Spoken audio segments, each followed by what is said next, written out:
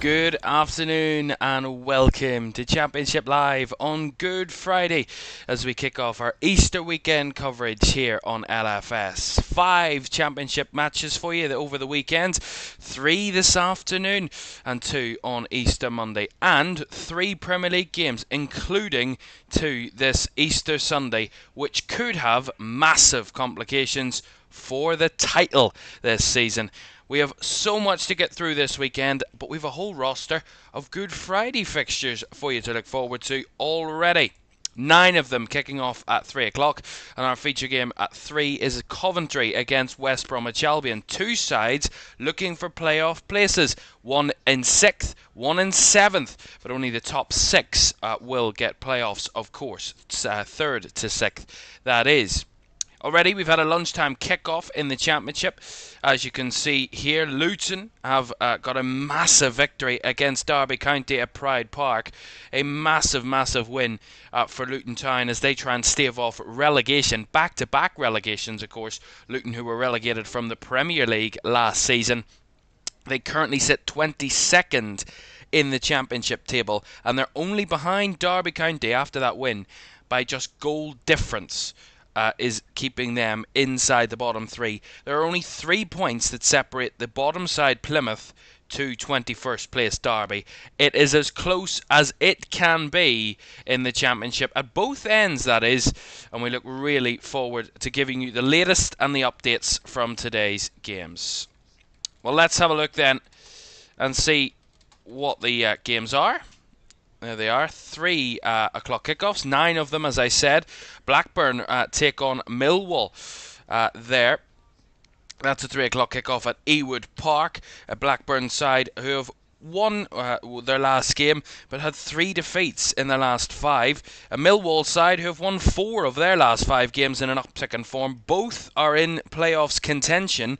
Millwall are on 60 points. They are only 3 points out of the top 6. Blackburn on 56 points. They might have the slimmest of chances of getting playoffs, but they still mathematically can get them with just a 7-point gap between them and Coventry in 6th. Bristol City, one of the favourites to be going up alongside 4th place Sunderland. It's 5th against 4th there at Ashton Gate this afternoon. A Bristol City side who are punching above their weight, shall we say, this season, and where a lot of people expected them to be. But a Sunderland side bouncing back from defeat in the playoffs last season, and they want to go again and get the prize this season. Then our commentary game, Coventry against West Brom. As I mentioned, we'll talk more about that one in a moment. Middlesbrough take on Plymouth, the Plymouth side bottom of the league. Middlesbrough still in playoff place chasing side. Norwich take on Portsmouth. Preston host QPR. Sheffield Wednesday head to Stoke. Swansea host Hull, and Watford face Burnley. A Burnley side, of course, who would go top of the table with a point at least away at Watford today at Vicarage Road. However, Leeds United play later on this evening, one of our games we'll watch today, and they will have the chance to respond to whatever Burnley can do at 3 o'clock. And then the 5:30 game we have live here, Sheffield United against Cardiff. Sheffield United, maybe their hopes of an automatic promotion place are done and dusted, but they will still want to fight for it if there is a possibility. And then Oxford host Leeds United, a Leeds side who are looking for a Championship title.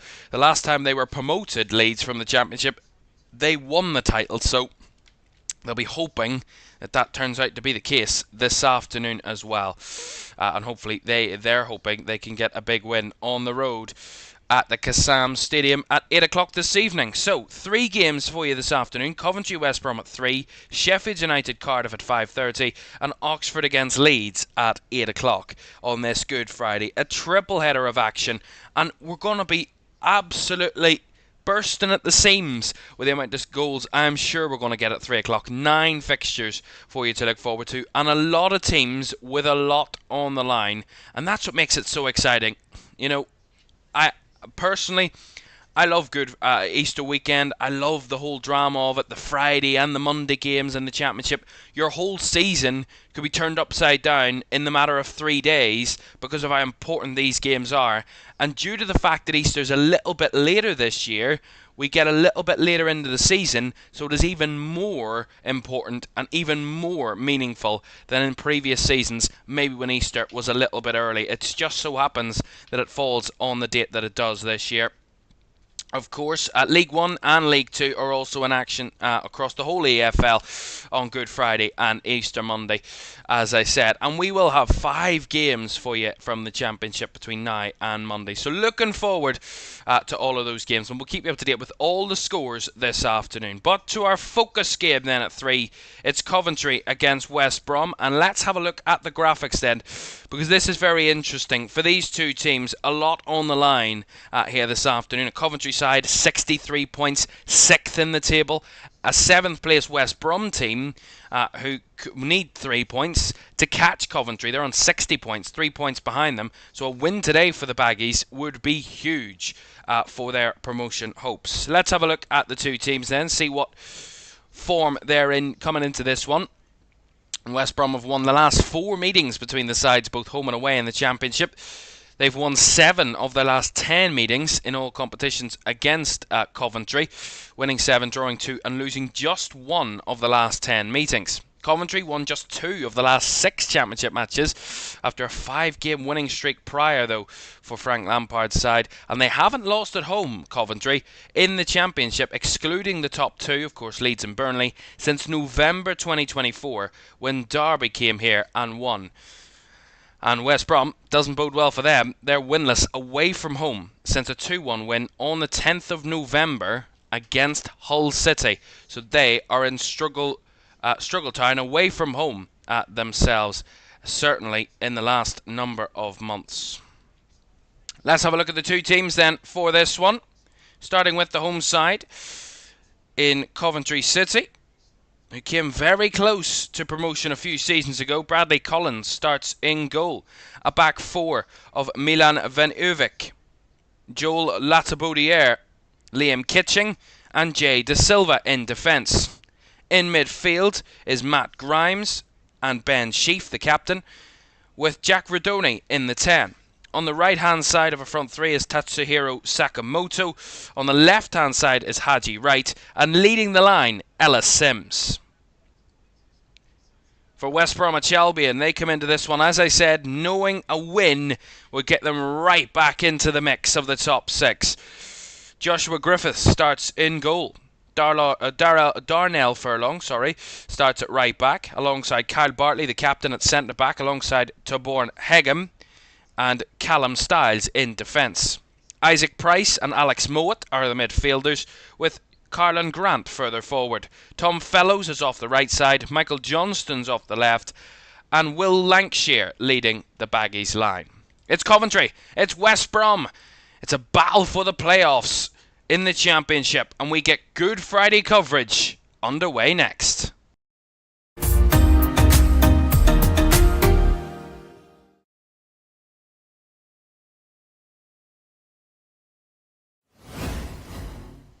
A very good afternoon. Welcome to LFS for this one this afternoon. Coventry against West Brom.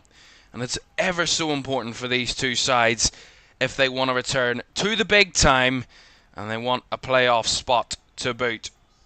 Coventry on 63, West Brom on 60. Coventry could go above Bristol City today if Bristol City don't come away with 3 points against Sunderland at Ashton Gates. But we will keep an eye on all of the scores and update you on the live table right the way throughout the afternoon. So do not worry, you'll not miss a thing, because it's so exciting. All the 3 o'clock kickoffs, you're looking one way, you're looking another. You don't know what way you're looking by the end of it. And that's what makes it so exciting. But 2 very good sides here this afternoon, and I'm really looking forward to this one. Don't forget to like, subscribe and turn on post notifications if you haven't done so already. That would be greatly appreciated.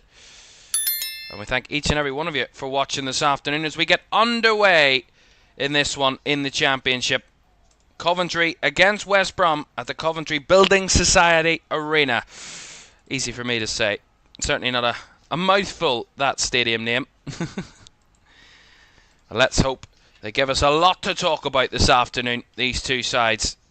As I said, wouldn't it be great to see Coventry back in the Premier League. They got really close, as I said, a number of seasons ago when they were in that Championship playoff final against Luton. And got ever so close to a return to the big time. But in the end, it wasn't to be. It wasn't to be their day. And they had to live and fight again. And this might be their chance once again. Under Frank Lampard, of course, they finished 9th in the Championship last season, did Coventry. A good 9 points off the playoffs after their playoff final appearance the season prior. They finished on 70 points in that season. They went to the playoff final. They're already on 63. Coming into this one with, of course, 4 games of the season remaining, including this one against West Brom. At Coventry, of course, in their sky blue home strip, and West Brom in their away strip this afternoon of all pink. So they're certainly standing out from the crowd, the West Brom players. We have a throw in here with Furlong down this right hand side to West Brom under Tony Mowbray, of course. It's the 16th game in charge of West Brom for Tony Mowbray. They've lost more than they've won since he was appointed in January. 5 wins, 4 draws and 6 defeats in his 15 previous games in charge. Of course, had a short spell at Birmingham towards the end of last season. They, of course, got relegated from the Championship at the end of last season. And a spell, of course, at Sunderland in previous seasons. A man with a lot of experience is Tony Mowbray. He was actually the Coventry City manager back in 2015 for just over a year, about a year and a half, between March 2015 and September 2016. He won 26 games in 75 out of his 75 matches in charge of Coventry City, all the way back then. 10 years since he was appointed. It's the manager here. Throw in down the left side for Coventry by De Silva. There's a bit of head tennis in the middle as West Brom try and bring it down with Johnston.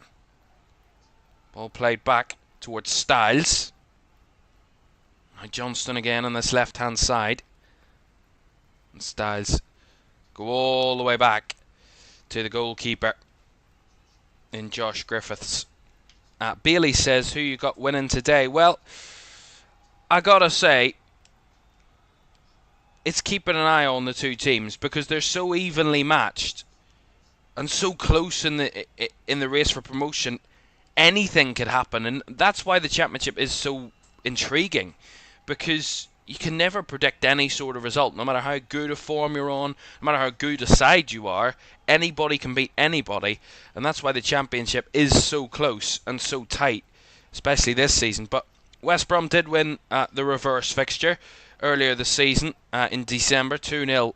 They won. They've actually won the last 4 meetings between the sides, so they do have the recent record to West Brom. But their away form hasn't been great. It's been really poor. And that's a lovely ball forward towards Lancashire, who stretched for it, and it was forced over the bar. The referee, Craig Pawson, points for a goal kick. Lancashire was saying that it was a corner. He felt that Bradley Collins got something to that, but the referee said no, just a goal kick. It was a great fizz ball off the left-hand side by, I think it's Johnston. Just drives inside and feeds the ball in behind. Well onside is Lancashire. Beautiful little run. And as the ball just comes into the box, he stretches for it with the left foot. And it just dinks it. And it just goes over the crossbar. It was an awkward one for the keeper anyway. Ended up in his own net in trying to save it. Bradley Collins there. A little bit of an awkward one for him. And Lancashire already put a bit of seed of doubt in the Coventry keeper's mind. They try and break forward themselves. Shot from distance there, really, from Rodoni. Didn't get very far.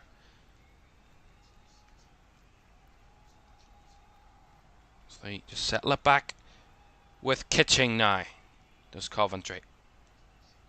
Sheaf into De Silva. Out wide to Haji Wright.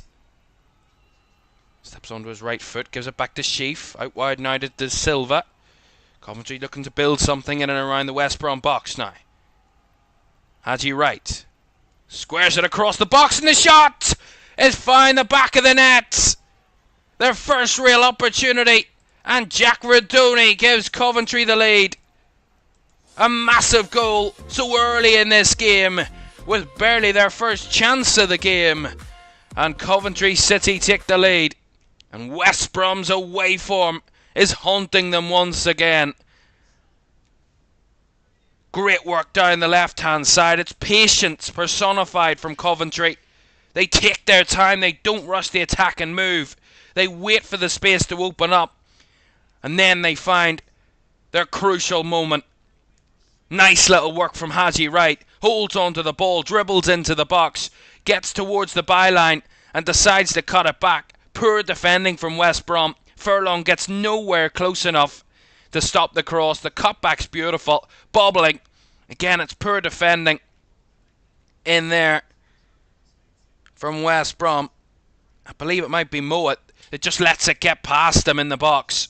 And there, waiting for the opportunity to strike, was Jack Radoni. And it gives Coventry City the lead. Coventry 1, West Brom 0. And Radoni has the goal.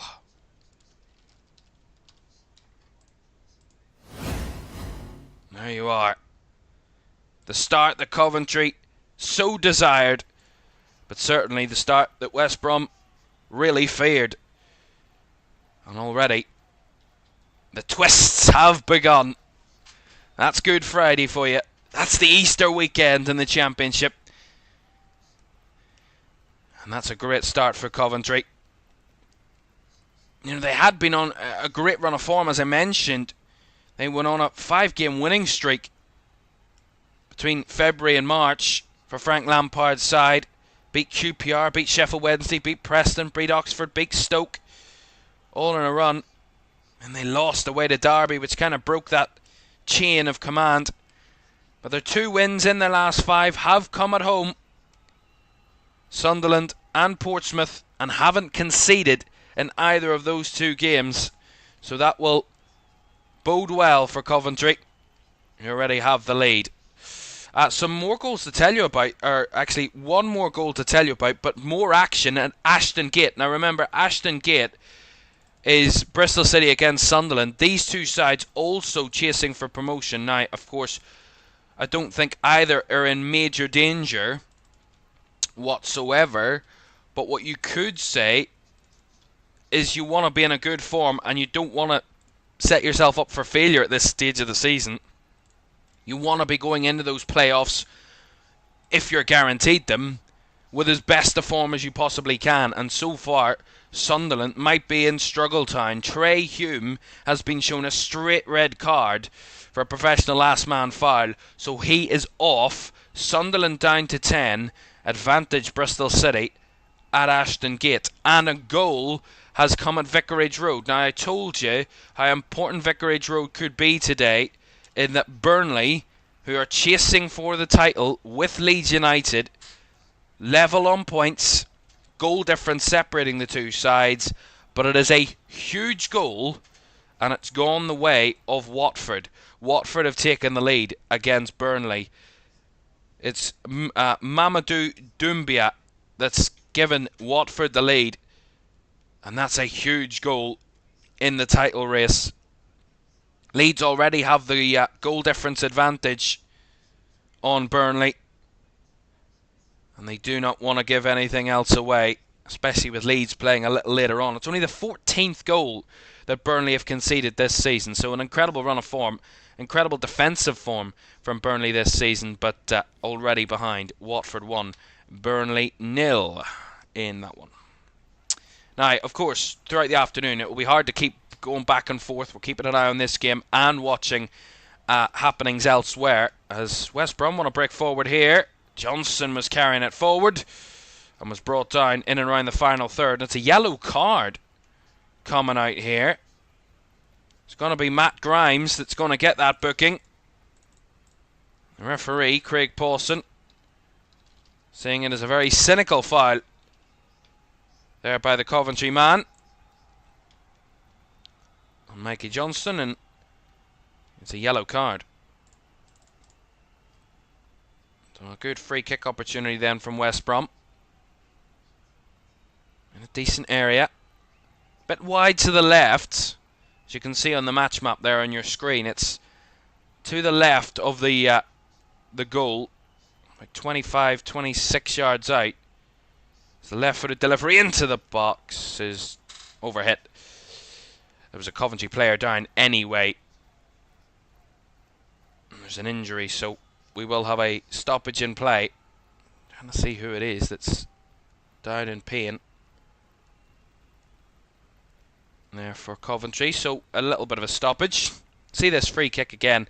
Again, it's what you would call a certain kind of opportunity for West Brom. You get a good delivery and you have a chance, but the delivery is just far too high. Just too deep. Nowhere near anybody in pink. And there was no real threat. It was Jack Radoni that was the one that was down, the goal scorer. So he is back to his feet and is okay to continue, it looks like. But a little bit of a concern for Frank Lampard. Already have a couple of injury problems, do Coventry. I don't want to add to that injury list, especially at this stage of the season. Long kick there from Griffiths. Sorry, Collins, wrong goalkeeper. As Ellis Sims couldn't find Haji right there on the left-hand side. Throw into West Brom. Right, already a goal elsewhere at the Riverside Stadium. Middlesbrough taking on Plymouth. A Middlesbrough side chasing playoffs against a Plymouth side who are rock bottom of the Championship and would be desperate for any points to put pressure on those teams above them. But you can probably guess which way it's gone. It's gone the way of the home side. It's Middlesbrough who've taken the lead in that one. Middlesbrough 1, Plymouth 0. Finn Azaz with the goal there. So Middlesbrough take the lead there. We will, of course, keep you up to date with the table as it happens. We can actually show you the live table now. If we can get it on our screens. There we are. So there's the league table as it stands, with Coventry winning, with Middlesbrough now winning, and with Burnley losing, and every other score, as you can see there, taken into account. So Coventry, as it stands, would go above Bristol City in the table, but that's only because Bristol City are drawing with Sunderland at the moment. Coventry are currently winning, and Middlesbrough would jump up to 7th. West Brom would drop to 9th with a defeat. That's if Millwall keep getting something out of their game at the moment away at Blackburn. So a lot of confusion, but we're trying to clear it up as best as we can for you and keep it as clear as possible. And there's the table, which we will show you multiple times this afternoon, because I'm sure I've seen it before, it's happened before. It can swap all about, up and down, all the way throughout the afternoon. I look forward to seeing what way it turns out, because, you know, of course, we talk about how close the two games over Easter weekend are. The first one almost certainly affects how you go into the second one. You know, whatever your result is on the Good Friday game will almost certainly affect what kind of mentality, what kind of focus you'll have, and what you'll need, really, points-wise and result-wise, for the Easter Monday game. You know, if West Brom come away with a defeat here this afternoon, then they're going into that game on Monday knowing they need a win if they want to keep their promotion hopes alive, really, and that's at home to Derby on Easter Monday. So there is a lot at stake. You know, one result can turn into two bad results, and you're done. Your season's over in a blink of an eye, and that's what makes Easter weekend so entertaining and so intriguing. So far, just the one shot on targets in this game. That was, of course, Jack Radoni's goal. That's nicely won back down this left-hand side by Da Silva, who's got a bit of freedom. He gives it out wide to Haji Wright. In the box again. Wright wants to go himself, but too close in the end to Josh Griffiths, who gets a firm grip to the ball there. Yeah, it was again Haji Wright down this left-hand side. It's well won back by De Silva in the midfield. And as he breaks forward into that kind of 10 role, he just drifts it out to the left side for Haji Wright, who's in the box. And Wright goes with his right foot and tries to sneak it into the far corner. The keeper had it covered there. Josh Griffiths in the end. Oh, West Brom had a little bit of a threat there. Collins came and booted it clear of danger. There's a foul there as West Brom try and retrieve the ball. Free kick as Sakamoto was brought down there by Isaac Price. Isaac Price, the young Northern Irish midfielder, 21 years old.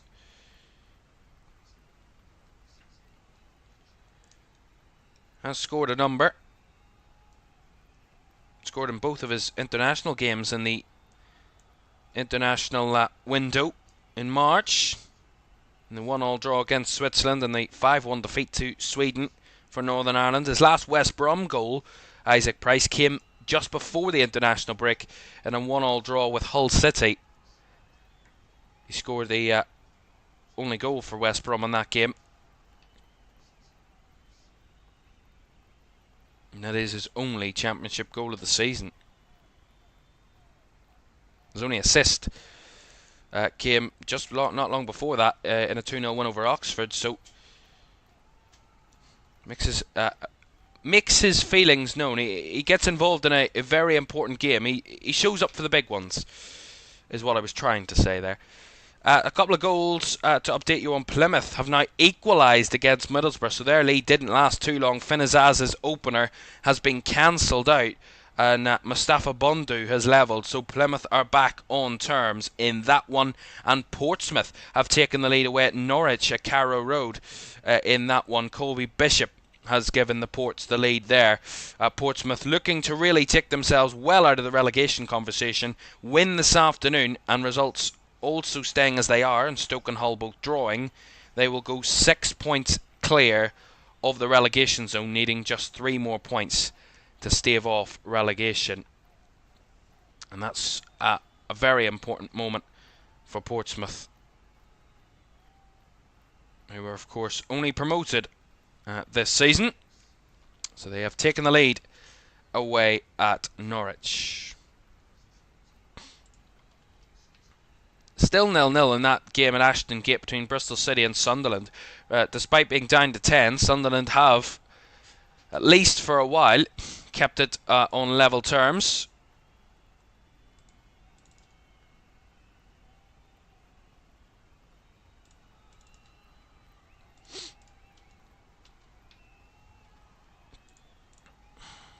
Of course, the final day of the Championship's not too far away. 3rd of May. All 12:30 kickoffs on Saturday the 3rd of May. That could be a big day, especially in the relegation battle. That could really continue to strive on for a while yet. As here come Coventry again. De Silva whips it into the box. Sims with a header. Couldn't really target it towards goal. Has kept alive here. Falling down. Wright tries to get near it, but Hegum clears it away. Brought down by Kitching. Out wide to the right-hand side here for Sakamoto, who just played it straight to Alex Mowat there. As West Brom try and break away, they're going to get the free kick for a foul in the middle there. I believe that was Carlin Grant. And a free kick to West Brom in their own half. Yeah, it was a pull on Carlin Grant there. Frank Lampard maybe not just too happy to decide giving away too many fouls early in this game.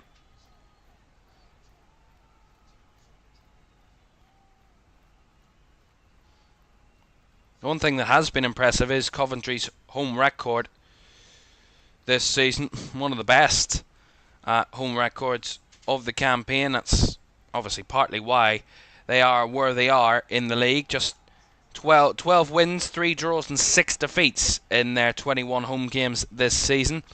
Only the 5 sides that are above them in the table have a better home record than them. Leeds, Burnley, Sheffield United, Sunderland and Bristol City are the 5 sides that have a better home record than Coventry this season. This would be their 12th home win of the season if they convert, or their 13th home win of the season, sorry, if they can see it out, see it through.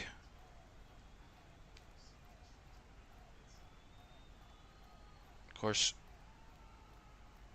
I did mention the last time that Coventry lost at home, other than playing Leeds and Burnley, the other 21 sides, sorry, obviously not including themselves, the last time they lost at home in the Championship was all the way back in November, when they lost 2-1 at home to Derby County. Derby were 2-0 up in that game. Sakamoto got a late consolation for Coventry, but wasn't to be enough to stave off a defeat. That was the last time they lost at home to any side other than the top 2. Here's De Silva. Couldn't find any sort of pass there, as West Brom seem to be scrambling a lot defensively. They're going to get out of trouble here with another foul given away a little bit cheaply by Jay De Silva there. It's Alex Mowatt that wins it. Again, it just seems like every time Coventry come forward, it's a bit last ditch from West Brom. Just throwing bodies at it, just a bit all over the place. A little bit chaotic defensively. Lovely little skill from De Silva. And then as he tried to play it across the box, they're all just sliding in, making challenges. Our West Brom. I mean, it works. And defensively, it worked on that occasion. It's not sustainable, surely. It's Hegem. Plays it across to Bartley now. Feeds it into midfield. It's Mowatt. Thumps it out to the left side, finding Johnston. Nicely taken down. He's got Styles on the overlap. Johnston comes inside. Switches it out to the right hand side now. Tom Fellows. Trying to eke a little bit of space. Held on to really by Haji Wright, who's tracked back, and Fellows has to come back into the midfield again. Not given much room out there. A little bit of room here for Grant. And Johnson tried to squeeze it through. Coventry a little bit loose in their defending. West Brom keep it alive. Styles. Johnston. Out on the left here. The shot comes in. And it's headed away. It was Kitching that got the clearance. Only as far as Fellows, who whips it back across the box and cleared away again by Coventry. Maybe try and spring a counter here. Is there a little bit of pace in it? Rodoni can't find anybody in blue ahead of him and has to turn back to Jay De Silva. They keep the possession there, Coventry. Feed it back to their centre-backs again with Latabaudiere.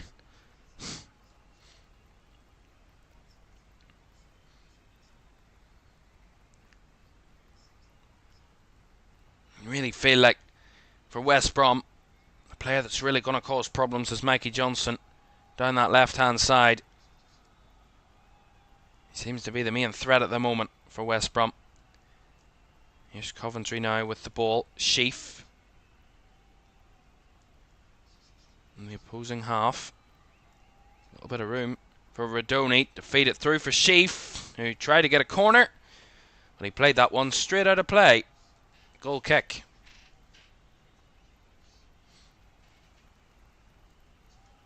It's quite clearly played out by Ben Sheaf there. The referee isn't that blind. More goals to tell you about. Another goal at Carrow Road to tell you about. Norwich have bounced back from going behind. Josh Sargent has equalised for the Canaries there at Carrow Road. And a goal at the Bet365 Stadium.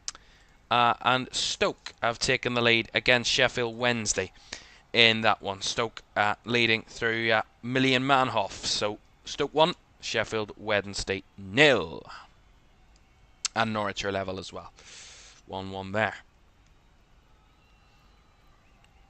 Of course, not the season that Norwich were really hoping for this season. They were in the playoffs last season, but are quite a distance away from it.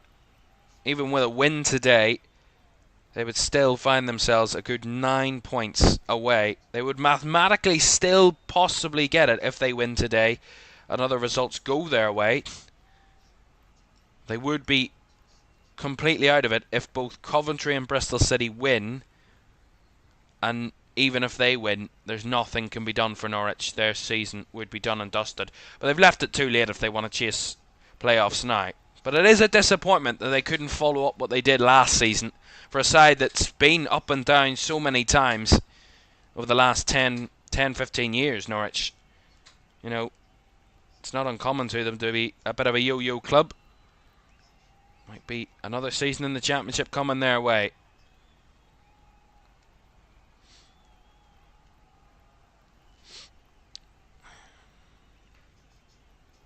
26 minutes gone here at the Coventry Building Society Arena. Coventry 1, West Brom 0. Jack Redoni with the goal inside 6 minutes. A perfect start for Coventry. So far the game has slightly taken a little bit of a slower pace in the last 5-10 minutes. Let's have a look at those other scores then. This is a quick look at the full roster. This is the way it all stands at the minute. Still goalless between Blackburn and Millwall.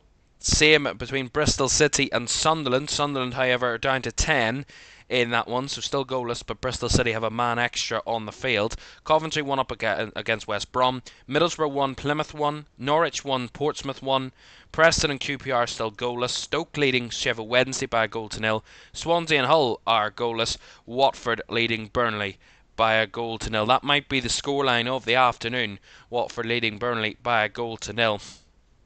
A Watford side that have a slim chance of playoffs.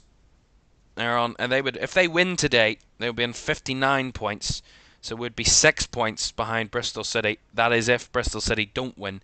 That is if Bristol City draw as it stands. It is quite complicated.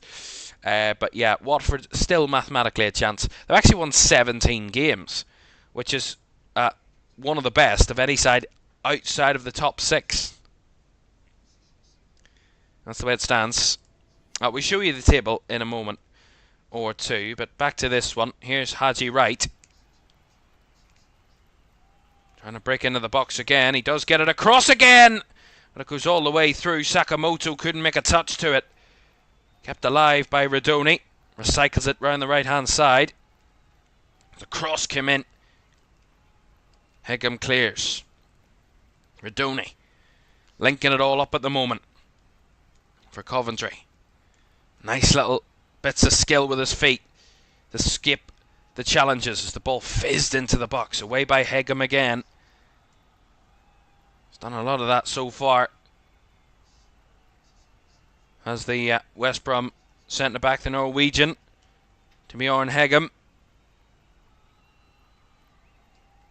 As that's a little bit too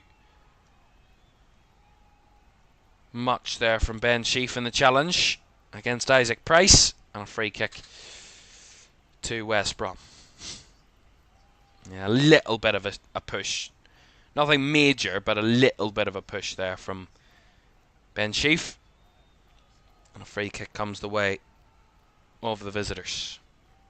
That seems to be a lot of occasions where West Brom are using the set piece just to get themselves out of trouble. And more often than not, Coventry are falling for that.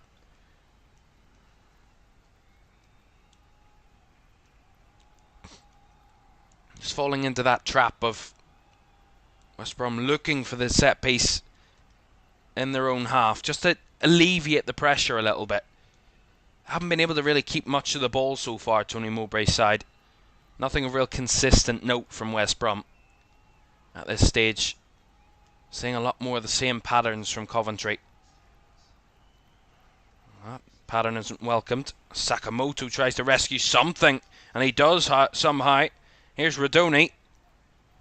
Lots of pink in his way. Feeds it down the right-hand side to Van Evik. Back to Redoni.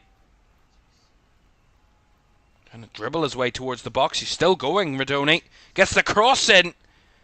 And couldn't quite reach Ellis Sims, and some way cleared behind by Darnell Furlong.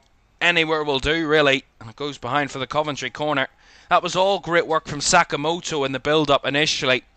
And then it's good work down that right-hand side by Jack Radoni, dribbling over the ball. A couple. And a good delivery into the box. Just ahead of Ellis Sims. And Furlong across to put the clearance. That goes behind for the corner. Of which Jack Radoni will take. Big news from Ashton Gate to tell you about in just a moment. Big goal in that one. Radoni to take this corner. Right hand side. Left footed delivery. Headers up in the air. The keeper's in a muddle. And it's come off a West Brom defender.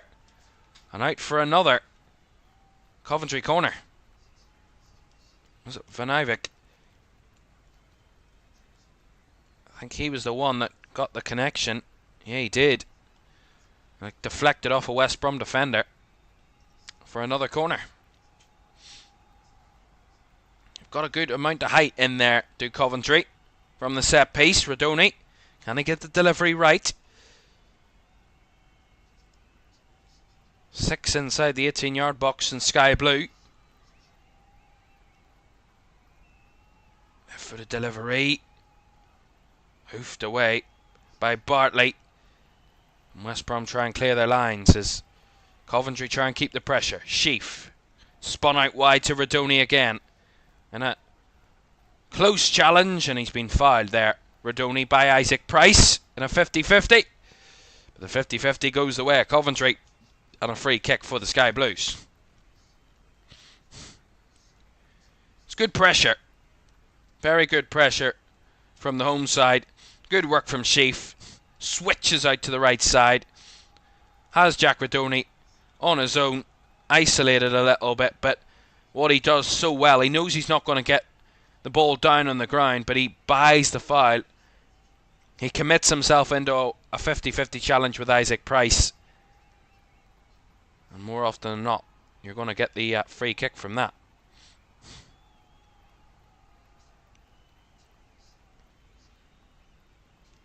Sakamoto and Sheaf, I believe that's over it. On this far right hand side. Sheaf with a right footed delivery. Headed away. Again by Card Bartley. As I was saying, a goal at Ashton Gate to tell you about. A massive goal.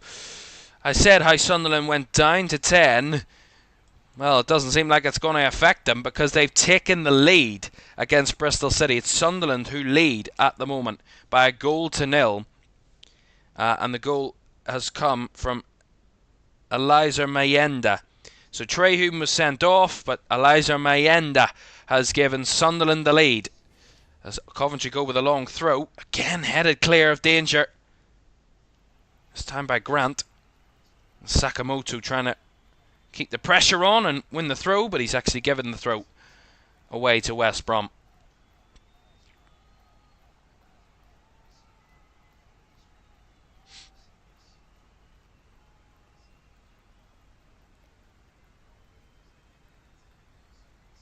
Throw down the line there from Styles.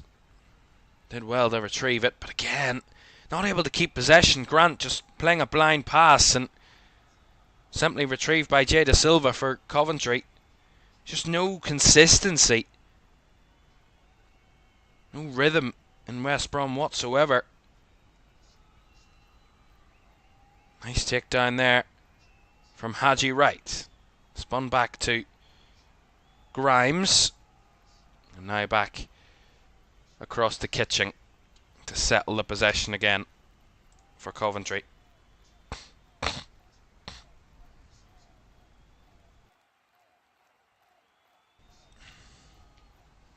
Long ball over the top. Sims to chase, but comfortably gathered in the end there by Griffiths.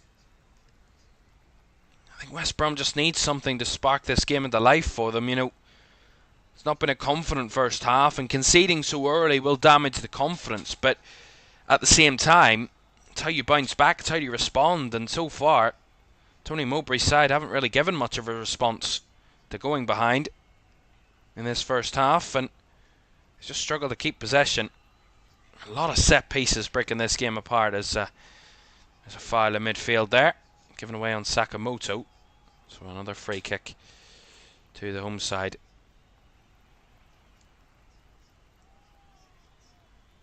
Yeah, he just left a foot in there, Sakamoto, and got the foul out of Isaac Price.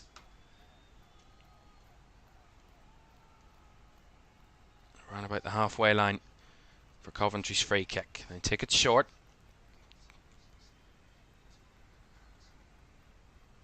There's Latsabodiere.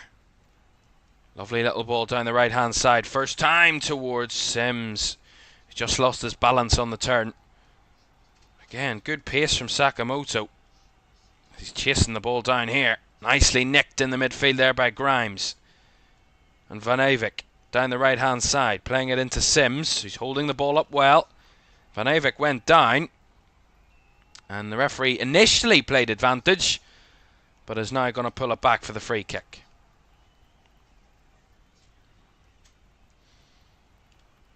Well, the game has kind of swung. For a good 20-30 minutes, it was West Brom that were winning the free kicks and set pieces and just alleviating the pressure on themselves. It's actually swung the opposite way, and Coventry are winning a lot of set pieces in these last 5-10 minutes, and it's just keeping them in the right areas of the field and sustaining this pressure on West Brom. A lot of time in their own box in these last 10 minutes have the visitors. Sheaf will deliver this one. Last one was not too far away. Here's another chance to make better of it. Sheaf, right-footed, into the box. Back post, still alive as the header. Forced over the bar by Griffiths. Good right-hander. It's Kitching that made the header. But a great save by Josh Griffiths. Good delivery by Sheaf, right round the back post. It's not keenly dealt with. I think, who got the touch? It was Radoni that got the touch at the back post. Headed it back across goal. And then it was Kitching that just tried to flick it on. And a very strong right hand from Josh Griffiths denied him. It's a great save. A Coventry corner. Left-footed delivery. On the left side is a bit of a clash there ahead. Referee plays on. Both players up. Van Eyck. And now Jack Radoni in this far right side whips the ball in again, and it's too far ahead of any of his teammates. It might have went directly in, but Josh Griffiths got a firm grip on it, stopped it in its tracks. Radoni is looking a real threat so far. Just got everything at the minute. Jack Radoni, he's making nice little runs in behind, good close control play, good deliveries from set pieces. Whipping the ball into the box on crosses and getting his head to a couple as well. So he's got the full package at the moment, Jack Radoni. And to boot, he's got the only goal of the game. That's a nice ball down the right side here from West Brom. A rare positive forward move, but they can't make anything out of it. Waste of time. As De Silva easily breaks away with the ball. Look at this switch ball. Couldn't quite find Radoni on that far right side. Well taken down by Styles. He makes the interception. Got a little bit frantic. 6 minutes to go with the first half. Coventry 1, West Brom 0. Jack Radoni's goal the difference. Bit of a ding-dong battle at Carrow Road in the first half. Portsmouth took the lead. Norwich equalised. And Portsmouth are back in front again. Matt Ritchie has got them back in front, so the Ports lead once again against the Canaries at Carrow Road in East Anglia. And at the moment, Portsmouth, as I said, with a win and with every other result going as it stands, they will go 6 points clear of the relegation zone with just 3 games left to play. Matt Ritchie, the goal scorer there.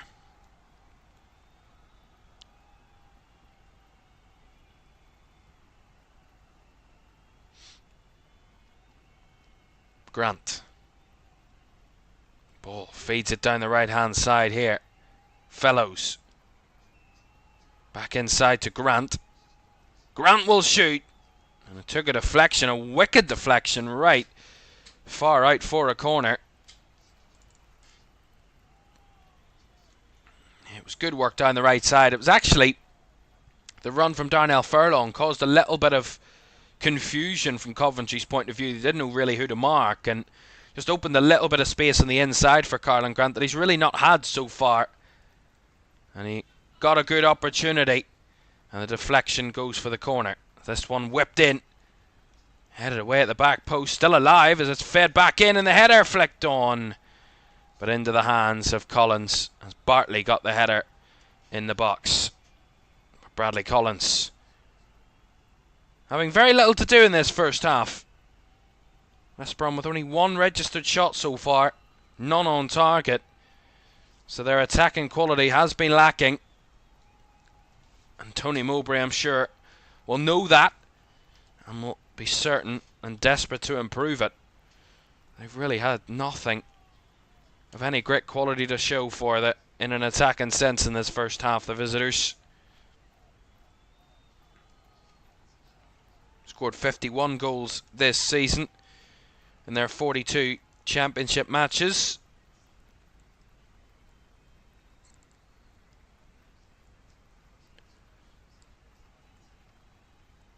It's the lowest of any of the top 8 sides in the championship. A Middlesbrough side who started this the afternoon lower in the table than West Brom have actually 11 more goals than them. They had 10 more goals than them at the start of the afternoon. So that goes to show you the output from West Brom is lacking a little bit compared to their competitors in an overall sense. Quite funny actually. Portsmouth, who scored 2 goals, actually have 1 more goal over the season, the newly promoted side, than West Brom do. 51 for West Brom, 52 for Portsmouth, including the 2 goals they've scored this afternoon.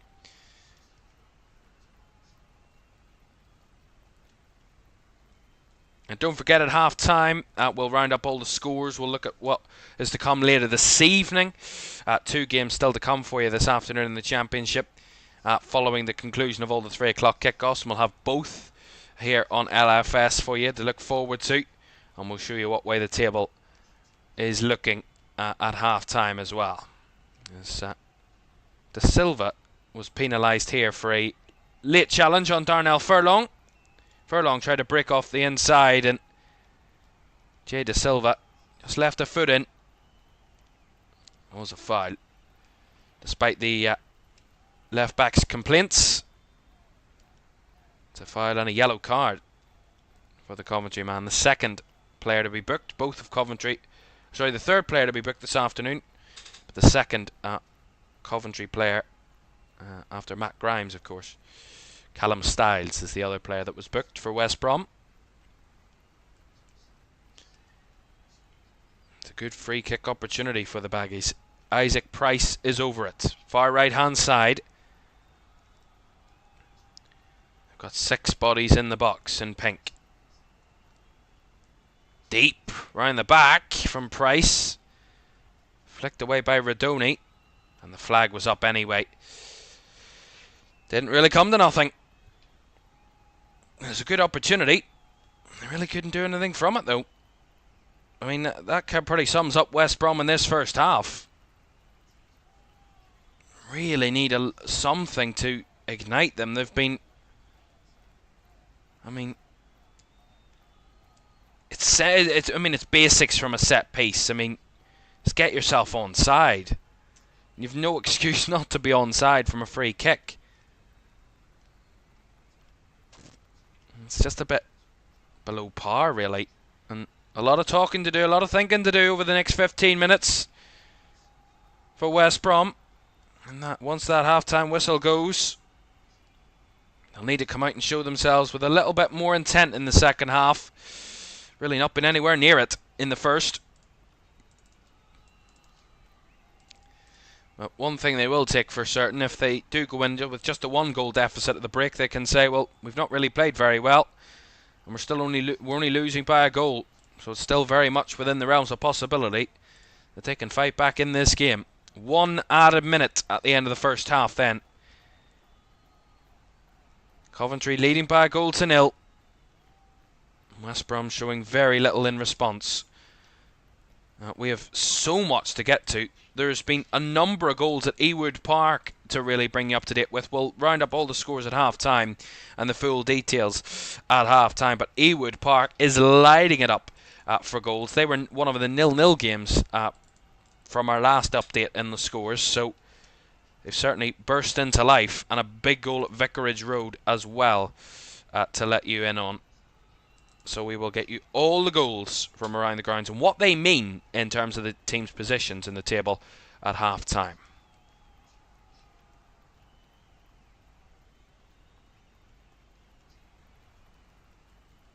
Nice interception there by Sakamoto down the right side, and that is the end of the first half.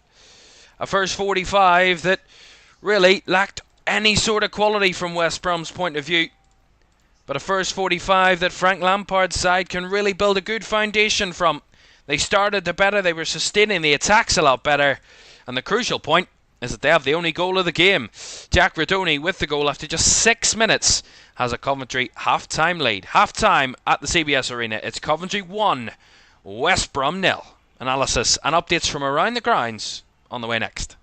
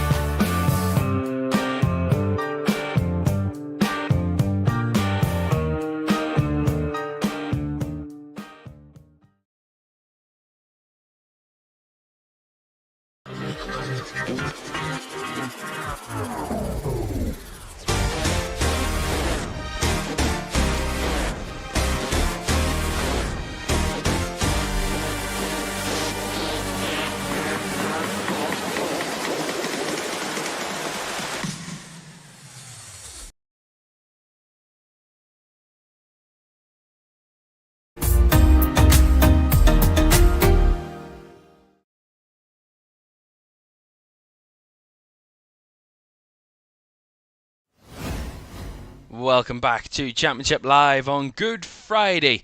Half-time, it is Coventry 1, West Brom 0 in our first of 3 live games here in LFS this afternoon, or this evening anyway, all the way through Good Friday. 5 over this Easter weekend for you here on LFS, 3 this afternoon, and then of course 2 on Easter Monday, and 3 Premier League games, as you saw from the little promo there during the break, which we're really looking forward to. It's an exciting Easter weekend here in LFS, and it's great to have you with us because at half-time, as I said, it is Coventry that have the advantage in the Championship. Let's have a look and see what way it looks elsewhere. If we've no more updates to the scorelines, I want to make sure it's all right before I show you. It is indeed. Let's have a look, and you might get a bit of a shock when you look at these scorelines. This is the way it looks then at half-time in all but 3 of the games kicking off at 3 o'clock. So at lunchtime, Luton beat Derby in that relegation scrap at Pride Park. The sole goal from Luton scored in the first half sealed the deal from Millie Alley with the goal after just 10 minutes, and Luton took the lead, and that was enough to see them through for 3 points, a massive 3 points on the road for the Hatters away at the Rams. Then 3 o'clock kickoffs, still underway the first half between Blackburn and Millwall at Ewood Park, but as I said, the last time we checked it was 0-0. They've had 3 goals in the final 6 minutes of the first half. Incredible. Absolutely incredible. The opener came from Blackburn. Dominic Hayam got the opening goal. It was soon cancelled out when Millwall found an equaliser through Mihailo Ivanovic to make it 1-1. Before 2 minutes after that, Sondre Tronstad gave Blackburn the lead again. 3 goals in 6 minutes sees Blackburn leading by 2 goals to 1. And that has just gone half-time. So what a first half. Now remember, this is a Millwall side that still have a chance of playoffs, and a Blackburn side, even with a win today, would need to hope for some good results elsewhere if they are to stay in the fight. If Millwall can turn it around, they could very much get themselves right back into the mix for a top 6 finish. Now remember, it can all change between now and the end of play on Easter Monday. That is how exciting it can be. 2 games to really make or break your season, basically. So Blackburn 2, Millwall 1. The game between 4th and 5th, or that's the way it was when they started the afternoon. Bristol City in 5th, maybe punching above their weight a little bit this season. A Sunderland side looking to capitalise upon what was a great season last season and are building upon that. They're in 4th at the start of the day. And despite going down to 10 men in the first half, Sunderland, a straight red card for Trey Hume for a professional last man foul. It was Sunderland that have the lead at the break at Ashton Gate. Eliza Mayenda with the goal has given Sunderland lead completely against the run of play in that first half. Only 3 shots for Sunderland in that first half compared to the 11 shots of Bristol City. But all that counts is about finding the back of the net, and that is exactly what Sunderland did. They lead by a goal to nil. As do Coventry in our game. Jack Redoni's goal has Coventry in front. In that game between Middlesbrough and Plymouth, both sides really in a battle, really in a scrap. Both have fights on their hands, but at very different ends of the table. Middlesbrough pushing for playoffs. Plymouth looking to stave off relegation. They saved themselves on the final day last season. They don't want to go all the way there this season, but at the minute, they might just need something like that if they're going to stay in the division. Finn Azaz gave Middlesbrough the early lead in that one, but no sooner was it 1-0 than it was back to 1-1, back on level terms again. Mustafa Bundu scored the equaliser for Plymouth. So Plymouth, rock bottom of the table, but a win today away at Middlesbrough would really put them in a mad mix of teams trying to save themselves. Already 2 teams in that bottom 4 are on 43 points. If Plymouth win, they would add their name to that list. They would also go on to 43 points with 3 games left to play. Cardiff are also in the mix. They play away at Sheffield United a little later on. So it's 1-1 at the break there at the Riverside. Between Norwich and Portsmouth, look at the way that one is going. It's Portsmouth that opened the scoring in the first half. Colby Bishop gave the Ports the lead. 6 minutes after they took the lead, Josh Sargent had equalised for Norwich. But since then, it's just got worse for Norwich and much, much better for Portsmouth. Matt Ritchie then put them back in front 6 minutes from the end of the first half. And in the 4th minute of additional time in the first half, Colby Bishop got his 2nd of the afternoon and the 3rd of the day for Portsmouth, who now lead by 3-1 at the break. An update for you just before half-time there at Deepdale. I can tell you there has been an update to the score there. There has been a breaking the deadlock, and it is the home side that take the lead into the half. It was Liam Lindsay that has given them the lead in the 5th minute of additional time in the first half, so literally on the verge of the interval. And Preston have taken the lead against Queen's Park Rangers, a QPR side and a Port Preston side that look fairly safe at the moment in time. Preston would be safe, guaranteed, if they were to win this afternoon, which they are doing at the moment. They would be in 52 points, and they would be 9 points exactly clear of relegation, but with a much better goal difference record, so they would be all but certainly safe, would Preston, with a win today. Stoke are currently leading at home against Sheffield Wednesday. Emilian Manhoff has given the home side the lead there going into the half. They also want to pull themselves away from the relegation battle. A win today would put them on 50 points. Stoke 7 points clear of relegation, and that's where they stand at the moment. Sheffield Wednesday further ahead of Stoke at the moment, but 1-0 at the break. The only goalless game at the break is come between Swansea and Hull at the Swansea.com Stadium in Wales. It's goalless there between those two sides. Hull are very much not out of the water. A draw today would put them on 46 points. It would help their cause, but I'm sure they would love to get a big away win just to stave off relegation, and even better, Swansea are already well safe. And then that big one, we had an update for you just before the half, as Burnley have now equalised against Watford just before half-time. So Watford took the lead there in that one. Mamadou Doumbia had given Watford the lead in the first half, but Zion Fleming has equalised for Burnley. A big goal in the title race in the Championship, which puts Burnley top of the table by a point before Leeds play at 8 o'clock this evening. So it's a big goal just before half time, and you would bet on Burnley turning it around, but you never know. Anything can happen. That's the 3 o'clockers, all up to date for you. Sheffield United against Cardiff is at 5:30, and Oxford against Leeds is at 8 o'clock. Looking at the table then, this is the way the top half stands. Burnley lead the way then at the top on 89 points with their what looks to be their 17th draw of the season. Mental amount of draws for Burnley this season, and a good run of form as well. They would be leading Leeds by 1 point, but Leeds of course still to play, and Burnley drawing would be a droppage of points overall. Sheffield United in third, they're a good number of points back, 5 points to be exact, back from the top two. Maybe their hopes of an automatic position is over with 3 successive defeats. Their worst form of the season, Sheffield United. They're in third. Sunderland stay in fourth. They could chase Sheffield United down for third. Might become arbitrary, but you never know. It would give them a different opponent in the playoffs if that were to happen. So Sunderland are winning and battling at the moment. Coventry up to 5th in the table with a win this afternoon, and with Bristol City now losing to Sunderland, that means they jump above them. And it means there's some room for manoeuvre for the teams below them. Middlesbrough, if they win, they would be a point behind Bristol City as it stands. West Brom, if they turn this around, they would be a point behind Coventry as it would stand. Millwall as well, if they turn their game around, they could also be in the mix. Blackburn currently winning are a little bit further off, as are Watford, and then Swansea, you would have to say, aren't in the mix. Into the bottom half of the table then, and this is where Norwich sit. They're in 13th.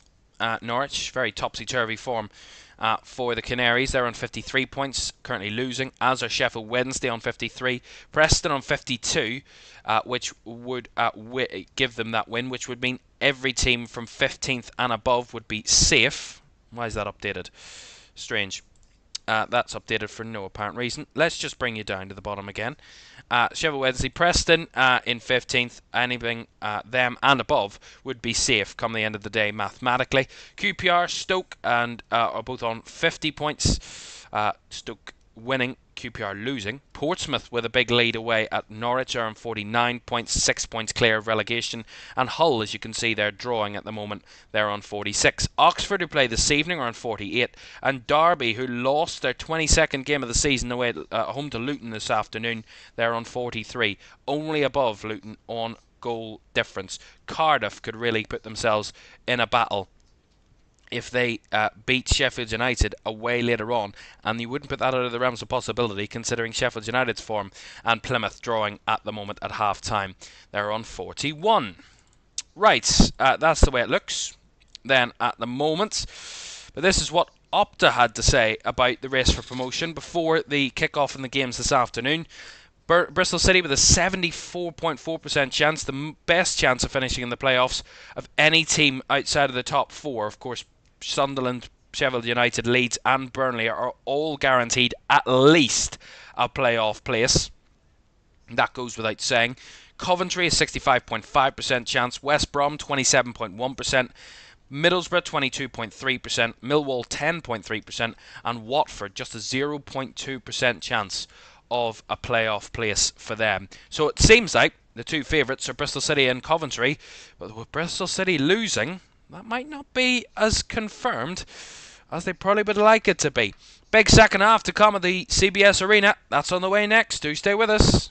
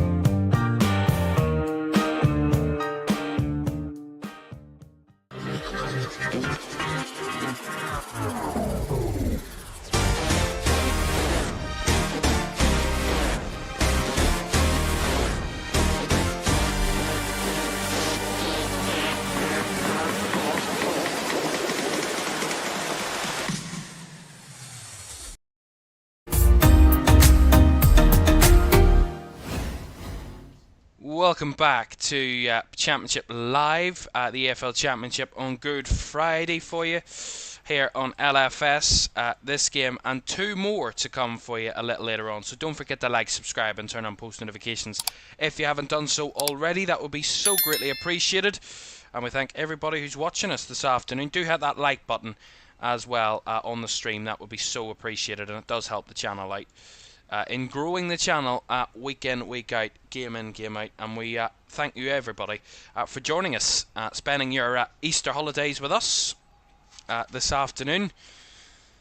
And we're all here for one reason: the joy of Easter football as we get back underway at the CBS Arena. Coventry 1, West Brom 0. A big second half needed from the visitors if they are to really keep their realistic hopes of a playoff place alive. Remember that they wouldn't be out of it with a defeat today, but they would find themselves, even if Bristol City lose and West Brom lose, they would still be 4 points off playoffs, and with what would be 9 points left to play for, would look difficult for West Brom to overcome. So that's why this second half is so crucial. Here's Radoni, who is the star player of the first half. Not only getting the goal, but really offering himself in so many different areas for Coventry in that first 45.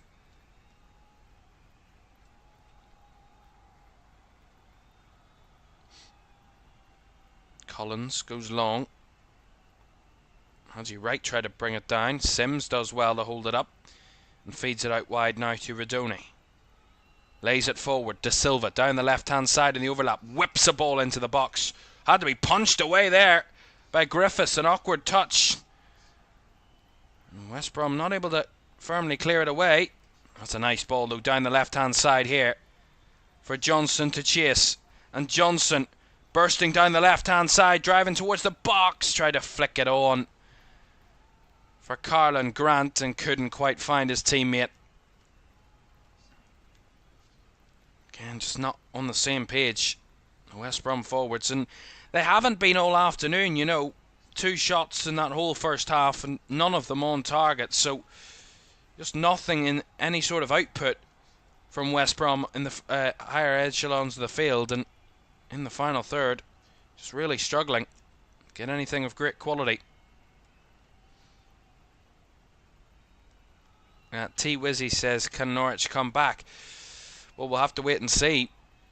Norwich have been up and down all season. It's been really poor form from them all campaign for Norwich City. And, you know, as I said, they were in the playoffs last year. They would have probably felt that they could go for another push for playoffs, but certainly not this season. It's fallen flat on its face as Norwich's campaign. And it just looks like it's going to be ending with a real whimper. Certainly this afternoon. Oh, it's nicked away at the back here! And it's a second goal for Coventry City. Matt Grimes pouncing upon the dilly-dallying at the back from West Brom. And Coventry double their lead. All from nothing. And it turns into something incredibly important for Coventry, but incredibly embarrassing from West Brom. They needed to have a half of comeback, but at the back they've given it away and gone further behind. And it's Matt Grimes, the leader in midfield, that takes the advantage and makes it count. Again, it's really poor from West Brom at the back here. They're just playing about, and I think it's Hegem. Is it? Trying to see who it was from West Brom. They dilly-dally on the ball, and Matt Grimes there to nick it away and steal a second goal. That is criminal defending, and that is really poor from West Brom, but massively important for Coventry City. And this will just settle them even more, the home side, in hoping that they can get a playoff place in the Championship this season. 2-0 up, and West Brom, really, with no hope. Now, Really, making their own problems, West Brom. Let's be totally honest. Completely. I mean, it all starts from Kyle Bartley. Forces it out wide, and then it's a really poor inside ball by Dardell Furlong. I mean, I don't know why he's playing it with such pace across his own defensive line. And it's one of the substitutes, actually, that comes on at half-time for West Brom. John Swift is the one that is just messing about with the ball in his box. And again, criminal defending. You're only on the field 2 minutes, and you make a massive mistake like that. Sakamoto here, he's on a yellow and he's dragged someone to the ground. The referee has been asked a question, and he's got a red card. Callum Styles is off. He's already got a yellow, and scrapping with Sakamoto, he gives himself a second yellow, and the referee had no real question in his mind. My goodness.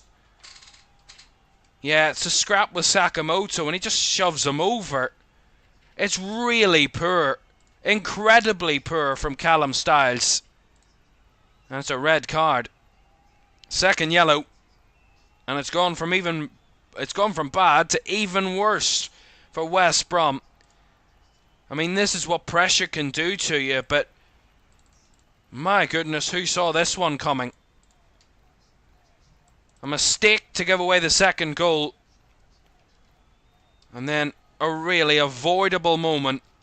And they're now down to 10. Coventry 2, West Brom 0. West Brom down to 10. I mean, they can only blame themselves.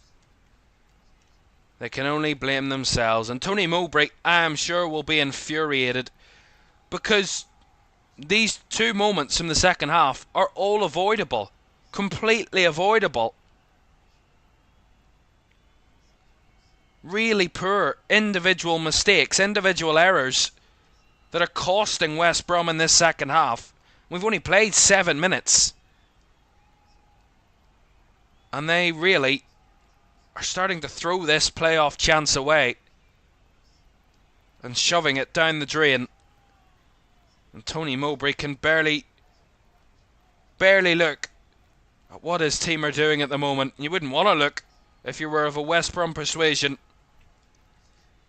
A Good Friday horror show from West Bromwich Albion, it seems, at the moment. And that's no discredit to Coventry whatsoever. I think they have been the better side. But I don't think they've been up against anybody quite interesting today. I don't think they've come up against anybody particularly difficult. You know, West Brom have barely offered anything up front, and they've gifted them golden opportunities at the back. Poor defending on the first goal, absolutely non-existent. The second goal is basically an individual mistake that comes from absolutely nothing, and then a red card from a moment of stupidity. I mean, it's all a bit of a calamity from West Brom completely. I'm sure the man happiest will be Frank Lampard. He doesn't look particularly happy with reading his facial expressions, but I'm sure inside he'll be buzzing at the moment that his side are 2-0 up and have the man advantage, and seemingly like they're going to cruise their way to a big 3 points here in a chase for playoffs. Remember, a win for Coventry would put them on 66 points. They would be, if the results elsewhere stay as they are, they would be 5 points clear of 7th place, and just needing an extra point from the next game to secure a playoff place. That is if everything stays as it is. And we know in the Championship that doesn't often happen. Not at all. More goals to tell you about, more goals for home sides to tell you about. Blackburn had a close affair with Millwall towards the end of that first half, but they've come out in the second and added to their advantage. They're now 3-1 to the good, Blackburn Rovers. Callum Britton has added a third to the home side's lead at Ewood Park, 3-1 there against Millwall. And Swansea have broken the deadlock in the only game that was remaining at 0-0, and they have taken the lead in that one, the home side there. Swansea 1, Hull City 0, and it's a penalty from Zan Vipotnik that has given Swansea the lead. So Swansea 1, Hull City 0. Here's a little bit of a foul there by Fellows on the Coventry defender. Those two substitutions, by the way, for West Brom were John Swift and Grady Diangana that came on at half-time. Will Lancashire and Isaac Price were the two that were replaced. So double substitution at half-time. And as I said, we've already been introduced to John Swift, the experienced man who handed Coventry their second goal, basically.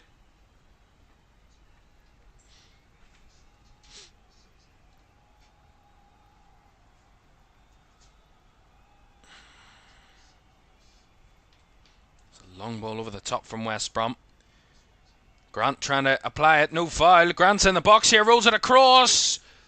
Can he get a shooting opportunity? Over the bar from John Swift. It was great work from Carl and Grant. Great endeavour to keep with the ball. Just as you thought the foul was going to be given, the referee said play on. No foul on the Coventry defender. And Grant broke into the box. Couldn't really get his shot off. And then couldn't find a teammate quick enough to create a good shooting opportunity. And in the end, Swift has a swipe at it. But a swipe right over the bar.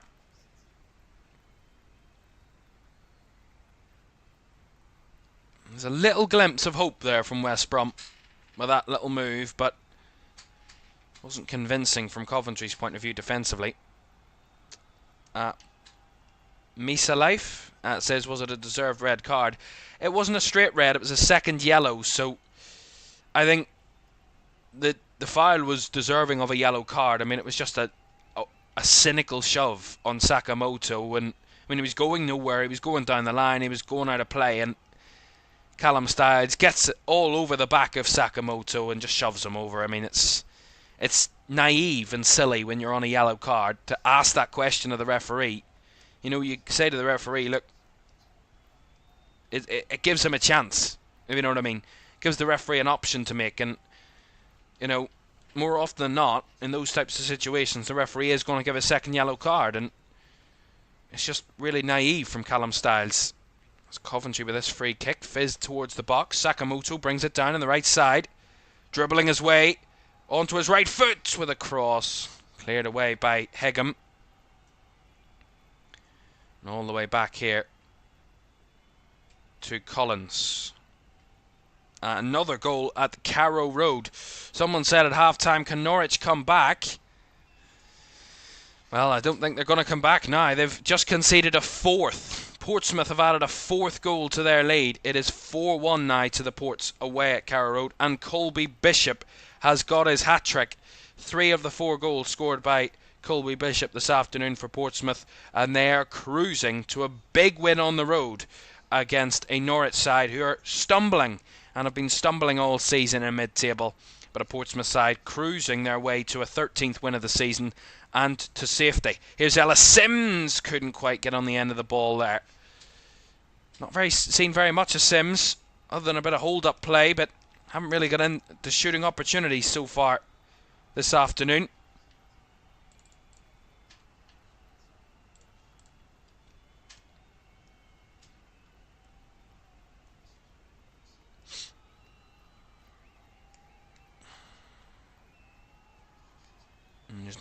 There is a further update. I was about to say there's no further updates.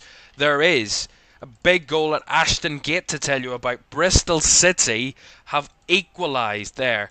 Sunderland, of course, down to 10 from the first half. Trey Hume was sent off. Sunderland then took the lead, but it's Bristol City that have bounced back, and it's Rob Dickey that's got the equaliser. 1-1 there. So Bristol City not giving up their fight for playoffs just yet. And as I said, they might be punching above their weight. That might be a little bit disrespectful, but at the same time, I don't think many of us would have predicted that they would be up there this season, and they are certainly doing their best and doing a very good job. A draw for Bristol City. This was what it would do to the table as it stands. Then Bristol City would stay in 6th, as Coventry are still winning. They would still have the points advantage. But it would mean Bristol City would go now 4 points clear of 7th place Middlesbrough, who are currently drawing themselves at this moment. A lot of goal difference similarities there as well between the sides. But Sunderland, it looked difficult for them to hold on away from home with a 1-goal lead with 10 men. And Bristol City proving that to be the case. It is 1-1, and Bristol City now with the advantage. Right, that's the way it stands there. We'll keep you up to date with anything else that happens around the grounds elsewhere, because there is a lot going on in the Championship. Not many teams haven't scored this afternoon, but West Brom are certainly one of them, and I would probably bet my house on them not getting a goal today. Why did I say that? Here is Sakamoto. Squares it across into Sheaf. Edge of the box. Sheaf delivers it down the right side. A cross in by Van Evik. And Ellis Sims thought he was tugged down there. The referee sees nothing wrong with it. Sheaf, edge of the box. Shoots. Charge down. West Brom again trying to spring a counter, but De Silva wins it back easily. Sheaf now again. Rodoni. Not given the time on the ball, but Rodoni still somehow battling. And he keeps Coventry in possession. Fabulous. And that's just going to be a free kick. Taken quickly by Coventry. Not waiting around here. Right into the box. Haji Wright. Across again. Sakamoto's effort blocked.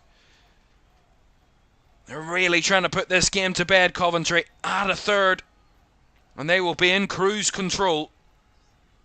And they're knocking on the door now. Sheaf lays it off to Sakamoto. Edge of the box. Shot again.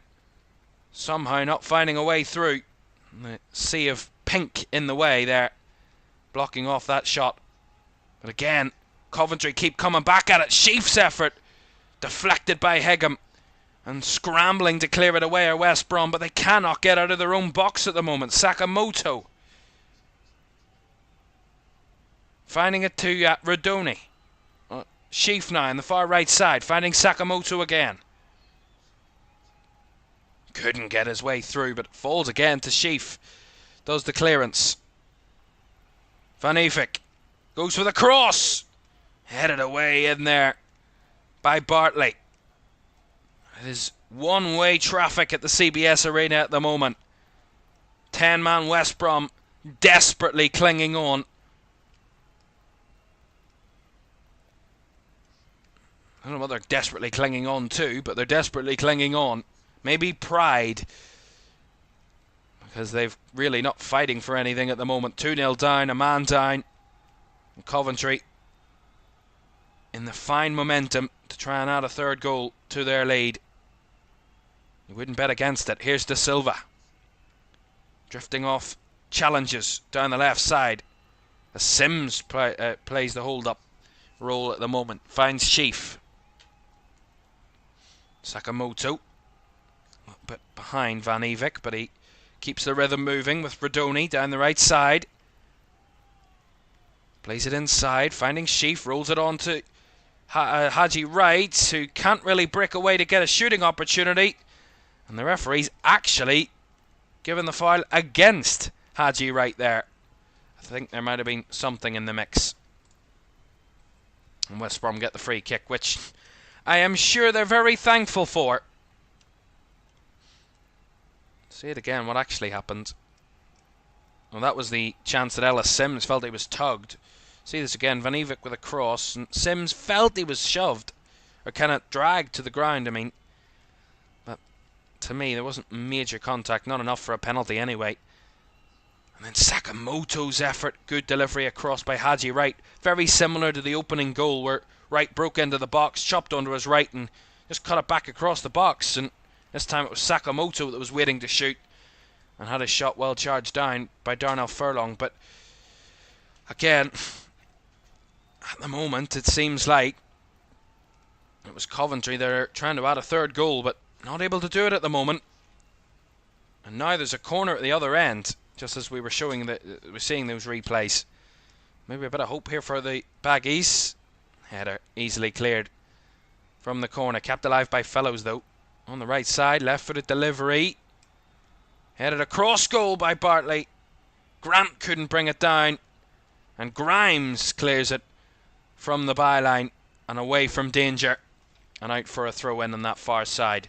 A fourth goal for Blackburn Rovers. They're really taking the advantage of Millwall now at Ewood Park. It's getting from bad to worse for them.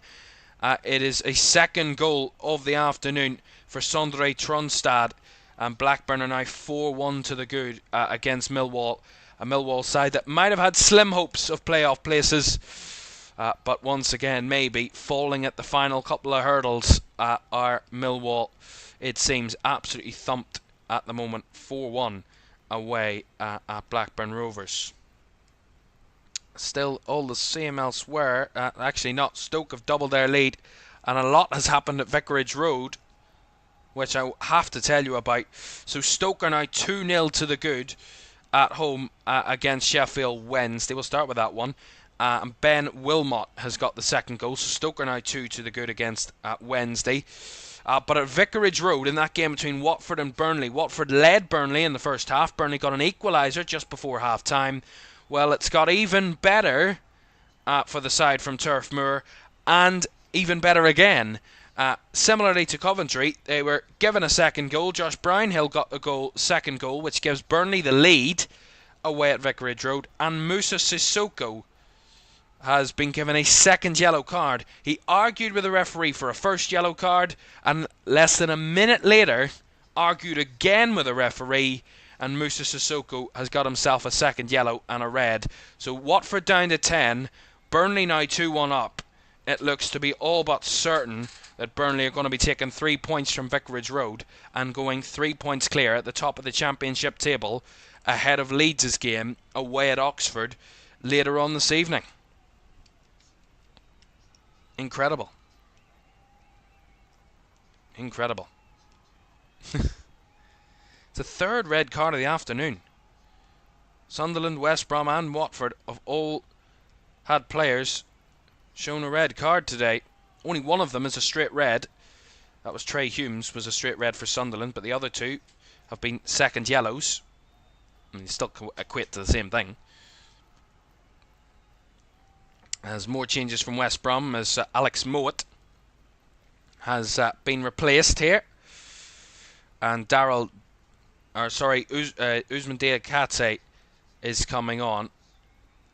So Diakate on for Mowat. Coventry made a change as well a moment ago. I didn't quite catch it, but I'll update you on it once I have the information in front of me. I was just keeping an eye on the scores when I saw out of the corner of my eye there was a substitute coming on for Coventry City, but quite got the name of that player just yet, and we'll let you know though in a moment. Here's Haji Wright. A quarter of this game to go. Coventry 2, West Brom 0. West Brom down to 10. Radoni. Sheaf on the right hand side here. Plays it to Van Evik. Back to Ben Sheaf. Now Radoni. Van Evik on the right hand side of the box. Whips one in. Headed away by Bartley again. From danger. Kitching feeds it wide to the left side. Left-footed ball into the box. Up and all the way through. Van Evik picks it up on the far right side. Chops it back. Sheaf loops it into the mix. Away by Bartley. Not very far though. Kept alive as Grimes couldn't get a shooting opportunity away. Now Sheaf. Again, turning up the heat once more. Our Coventry. It was Jake Bidwell that did come on for Jay De Silva on that left-hand side. Here is Bidwell for Coventry. Haji Wright. Sheaf now. To Grimes. Down the right channel, finding Van Evik. Looking for options in the middle. Sheaf. Looking for the return ball to Van Evik. But just a little bit too much pace. And over the top and behind for a goal kick. Thank you very much in the chat there. Kyle and Mick, for your appreciation. Great to have you with us this afternoon. As everybody this afternoon. Misa Life says, sorry I didn't read your comment a bit earlier. Yeah, if you're on a yellow, you're walking on a tightrope. You've got to be careful with every challenge you make, 100%. And that's why I said it was just a bit silly from Callum Styles to get that second yellow. It's really just put the game to bed, in a sense that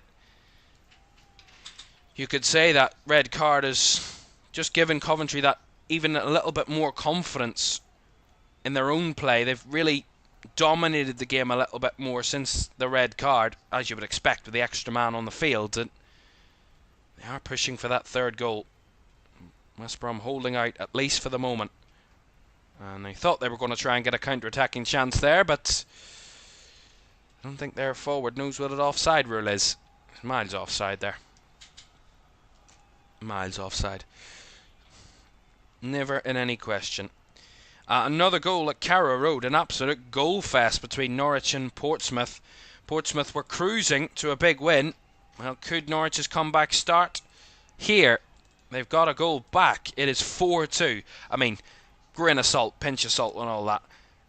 The tiniest bit of hope for Norwich, but if there's no hope, what have you got? Jack Stacey has got one back for Norwich. It's 2-4 in Portsmouth's favour there at Carrow Road. So still a long way to go. And I'm sure a couple more goals on the cards, I would suspect. 6 already. Averaging 1 every 11 minutes in that game.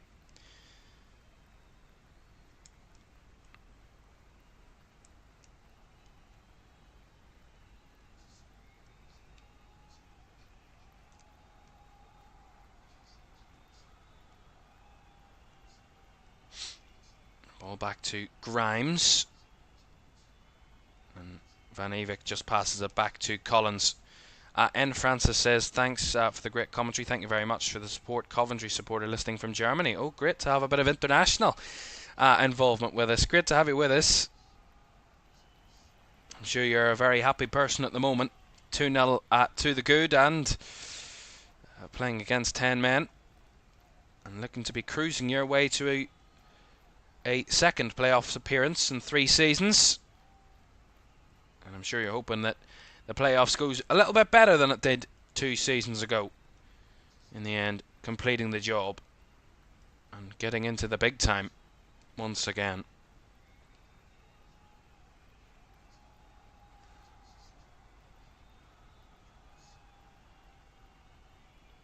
It's been a long time since Coventry were in the Premier League.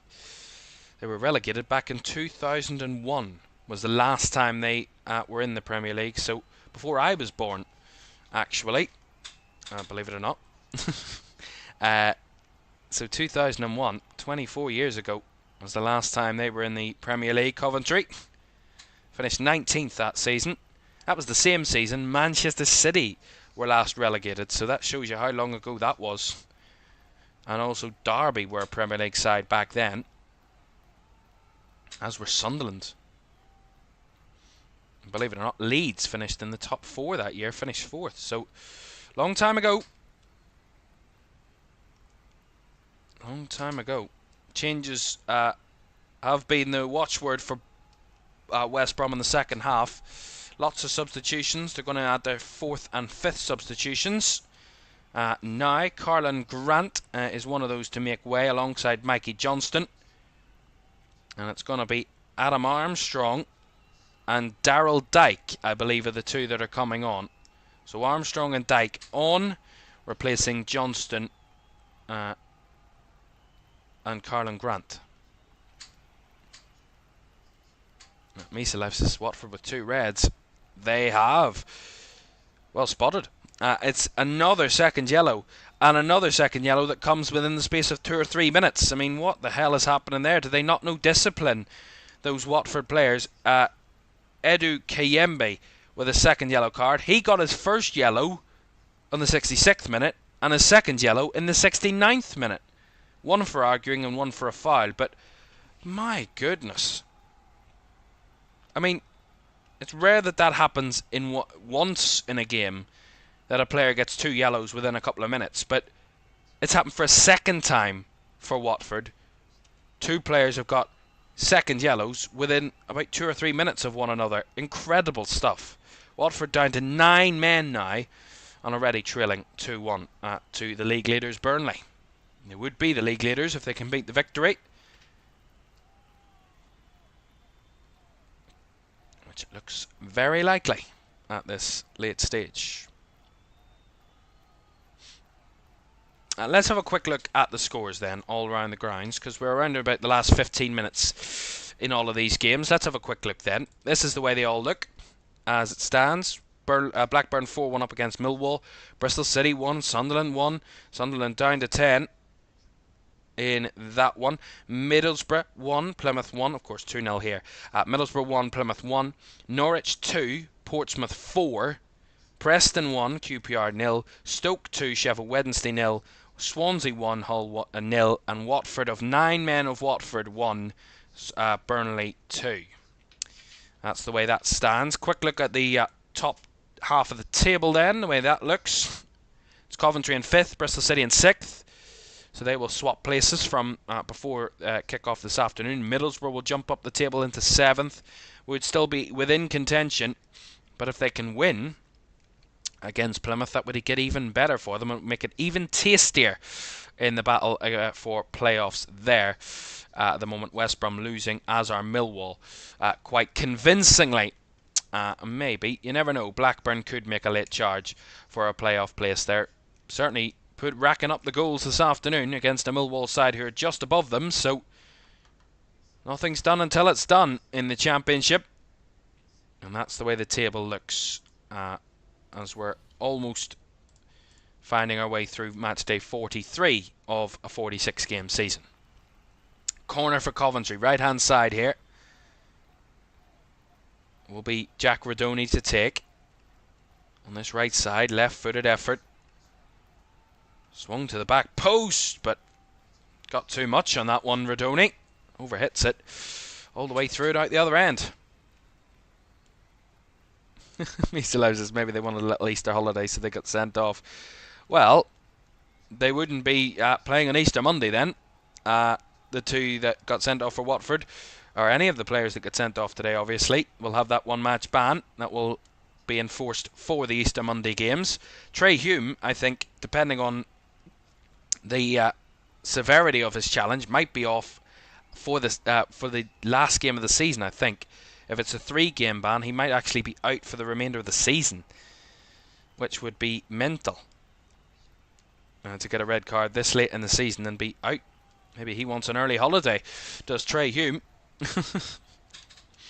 Change there. Ellis Sims is off for Coventry. And coming on is Norman Bassett in his place. Matt Grimes also made way as well. For someone. Anyway. Another goal at Ashton Gate to tell you about, and another goal at Carrow Road. What's going on with Norwich? We'll get there in a moment. But Bristol City have taken the lead, just as Kieran has put in the chat, the Bristol City fan here with us. And Bristol City are now leading by 2-1. They've come from 1-0 down against 10-man Sunderland and now lead by 2-1. And the scorer, Ross McCrory, has given them the lead, the Scotsman. And it is now Bristol City 2, Sunderland 1, which means for the table, quickly, just after we showed you the table as well, that Coventry and Bristol City swap back places. So Bristol City are now back above Coventry, with both sides now winning at the moment. That's the way it stands. So Bristol City will go on to 67 points, Coventry on 66, which would mean, if it ends as it does at this moment in time, it would mean that, if I can calculate this correctly, it would mean that Swansea and Watford could now mathematically not chase for playoffs, because they would be at least 9 points behind 6th place Coventry. It would be still alive for all of those other teams, but that could also come crashing down on Easter Monday. So at the moment, Bristol City and Coventry both winning are really taking a firm grip on 5th and 6th. And Coventry want to add a little bit more to their grip. Here's Radoni charging forward. Couldn't quite reach the box as he was intercepted there. But again, West Brom just handing the ball right back. to Coventry City. Offered absolutely nothing today. Have West Brom. A 7th goal at Carrow Road. Norwich had got a goal back, so it was 4-1. Norwich had got one back, it was 4-2. Maybe there was a comeback on the cards. Well, no longer. Portsmouth have added a 5th goal to their afternoon, and they still around about 20 minutes to play in that one. So there's about 15 minutes left to go. Regan Poole has added a 5th goal for Portsmouth. They lead by 3. Wow. Portsmouth have really turned it on today, and they're desperate to secure their safety in the Championship after a couple of topsy-turvy results in some tough games in recent weeks. They're absolutely splattering themselves back onto the front pages with this performance this afternoon. Absolutely wonderful from the newly promoted side, and they are 5-2 up away at Carrow Road. Norwich have had a torrid season, and it is just getting worse and worse as the weeks continue. 10 minutes to go here at the CBS Arena. Coventry 2, West Brom 0. West Brom down to 10. Is there another goal on the cards for either of these two teams? As Bassett couldn't quite keep a hold of the ball there. Further forward. That other substitute, by the way, was Jamie Allen replacing Matt Grimes. As here's a run in behind here for West Brom. Might they steal a goal? They have! But the flag's going to go up. It was Adam Armstrong. But the linesman's arm is raised, and Armstrong looks over in sheer disappointment. Offside. Let's just have a look again. Is he offside? It's incredibly tight. Very tight. I couldn't definitively say whether he's on or off there. I think it's slightly harsh. It's incredibly tight. It's a little bit of a warning sign to Coventry, though, that despite them having the extra man advantage, West Brom are still sneaking their way, trying to sneak their way back into the game, but they've offered nothing all afternoon. Still haven't had a shot on target this afternoon, and have had only one shot in the whole of the first half. Have West Brom. Hasn't been major goal-mouth action all afternoon from either of these two sides, to be fair. 4 shots on target from Coventry, only 1 in the second half, and that was, of course, their goal for the second goal. So they really haven't knocked on the door too much either. As Bidwell tried to keep it alive, it's bouncing in the box. West Brom aren't in a major hurry to clear the ball there. Sakamoto was trying to threaten for it, but Hegum gets it away eventually. Very far though. Van Avik. Radoni now down the right side.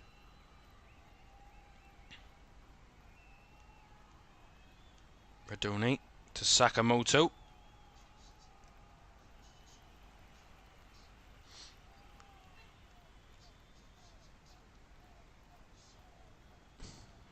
Misa Life says, will be nice to see Southampton v Portsmouth the next season in the Championship. It would be. Very much so. Of course, Portsmouth aren't mathematically safe now. Let's just hold on a second. They would be very close to that with a win this afternoon. A win for Portsmouth would put them on 49 points. They would be 6 points clear of the bottom 3 with 9 points left to play for. So they would have a very big chance of safety, but not mathematically safe just yet. But yeah, you would bet on that being a fixture in the Championship next season. Very much so. A battle of two sides on the south coast.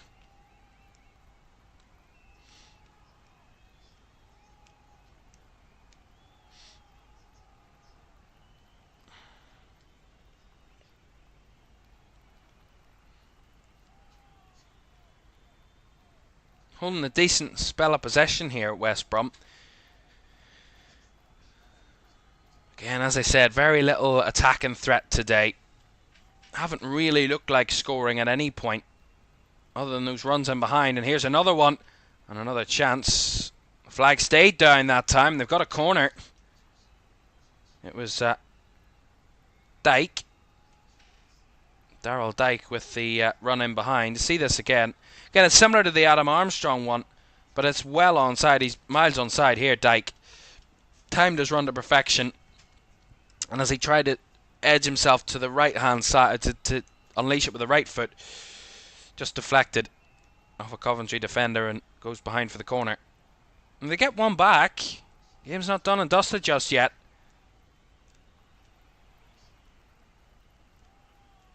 Flick on the near post. Still not away. Oof.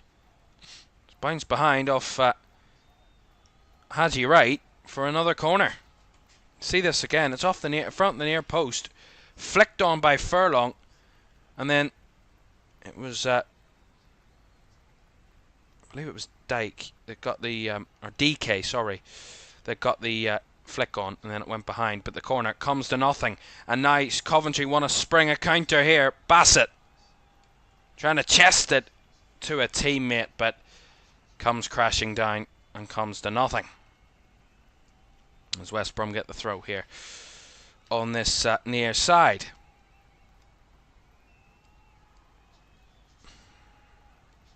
Another goal at Deepdale to tell you about. Preston got the opener just before half-time, but QPR, as we edge closer to the final whistle, have got an equaliser just in the last few seconds.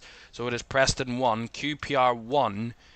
Game on in that one at Deepdale. Although those two sides should be grand. Should be alright positionally this season. They should be okay for safety-wise.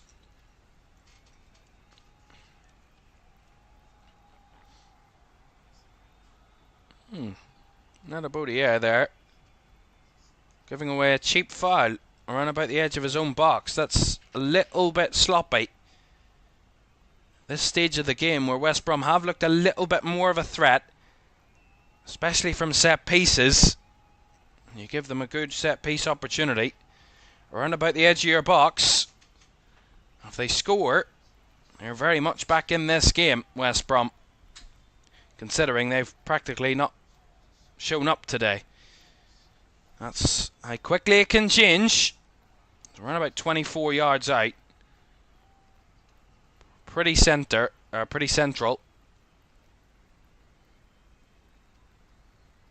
As Van Evik's having none of it.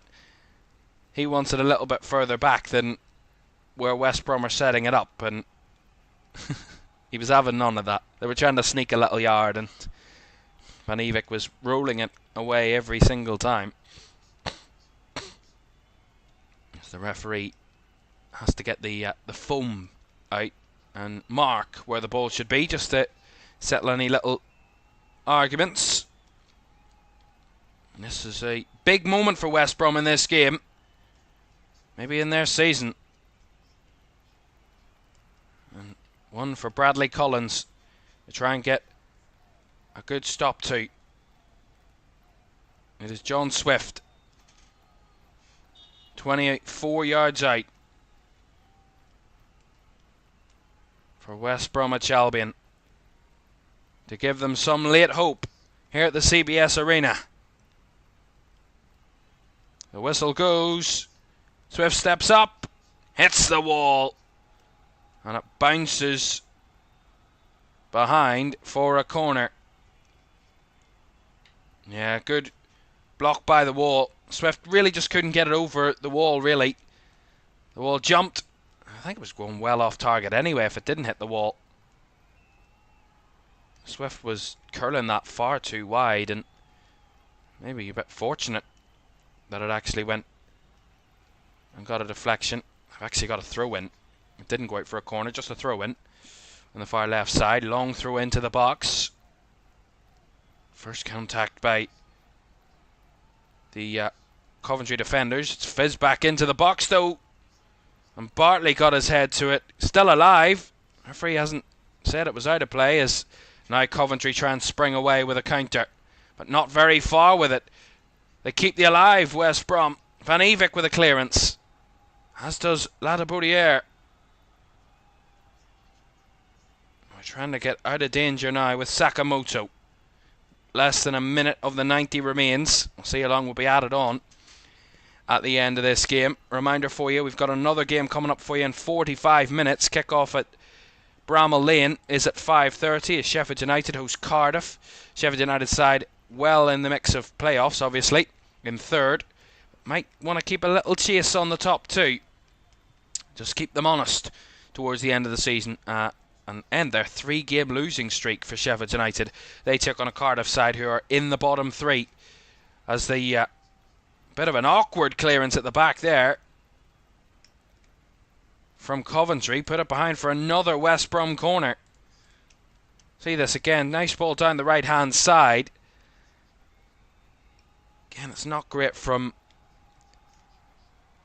the Coventry defence there. Yeah, it was Allen that got the last touch, and the header from a corner goes narrowly wide from Kyle Bartley. Unfortunate. And I have to say, this is the best that West Brom have given all afternoon. They really didn't show up. And now with 4 additional minutes added on at the end of the 90, the last 5 minutes they've really come alive and tried to sneak something, but maybe too little too late really at this stage of the afternoon. As Haji Wright is going to make way for Coventry. They're going to make a double substitution just to try and see this one out. As will the number 15 there. Who is that? It is Liam Kitching. So Kitching and Wright off. And Jamie Patterson is one of those coming on. They don't keep the graphics up long enough, so you don't know who's coming on and who's coming off. So Patterson's on for Wright. I've seen that. And the second, there we go. And it's Lewis Binks that's come on for Liam Kitching. So Kitching and Wright off, Binks and Patterson on for Coventry for the final 2.5 minutes. West Brom with another free kick, this time on the halfway, around about the halfway line. As we'll, before we leave you on these 3 o'clockers, we'll round up all the final scores. And we'll take a quick look at the table before we get ready for our 5:30 game. I'll be back again at 5:30 if you want to join us. Sheffield United against Cardiff at Bramall Lane. 5:30 kickoff. We'll be live from about 5:20 for that one. 2 minutes to go here, and it might not be done and dusted yet. Cross from the right-hand side into the box. That's really strong goalkeeping from Bradley Collins. When he's needed, and when called upon, he comes out of the myriad of bodies and gets a firm double-hander on the ball and really settles whatever little pressure that West Brom were trying to impose and really just settle this game down. And maybe just finish off this, what would be a very, very big result for Coventry against a fellow battler for playoffs. This is what the difference is made in these close seasons and how closely fought these games are between playoff teams. It's about showing up in these very close games when the finest of margins are in play. And Coventry today have had the better of it in half. Coventry really didn't need to do very much. They were gifted the second goal. They were gifted the man advantage. But again, no discredit to Coventry. They've shown up. And in tight games, you have to find a way of winning. And they have done that, Frank Lampard's side. And you would feel they're very much one of the favourites to be in the playoffs come the end of the start of next month. And there's a red card for Hull at the Swansea.com stadium. So their day's getting from bad to worse. Swansea 1 up against Hull, and now Hull down to 10. Another second yellow. Lots of red cards, as Misa Life says there in the chat. Sam says, brilliant stream, mate. Not a good result for the Baggies. Can they still make playoffs? They mathematically can make playoffs still. They'll be 6 points behind 6th place Coventry with the defeat here this afternoon. So it's still mathematically possible, but they would need to win their final 3 games and hope Coventry pick up no more than 3 points between now and the end of the campaign. It looks slim to none is what I would give West Brom in chances of playoffs now. This was the make or break game. It's as simple as that. This was the make or break game, and they've got to defend a corner here, which Coventry are not going to deliver. They're just going to keep it at the corner flag and run the clock down. Shouldn't be much more time left. Already played over the 4 added minutes. Going to be a throw in to West Brom into the 6th minute of added time. Has a look at his watch, does Craig Pawson. I think the final whistle's coming any second now. And there it is. The referee blows the final whistle. And Coventry City under Frank Lampard might have just taken another firm grip and one step closer to a playoff place being confirmed for the 2nd time in 3 seasons for this wonderful football club. Their dream is to be back in the top flight. They haven't been there in 24 years, and this might be their season to end that long drought without top flight football. A big result in a very close match between 2 closely fought sides over the season, but on the day only one team showed up, and that was Coventry City.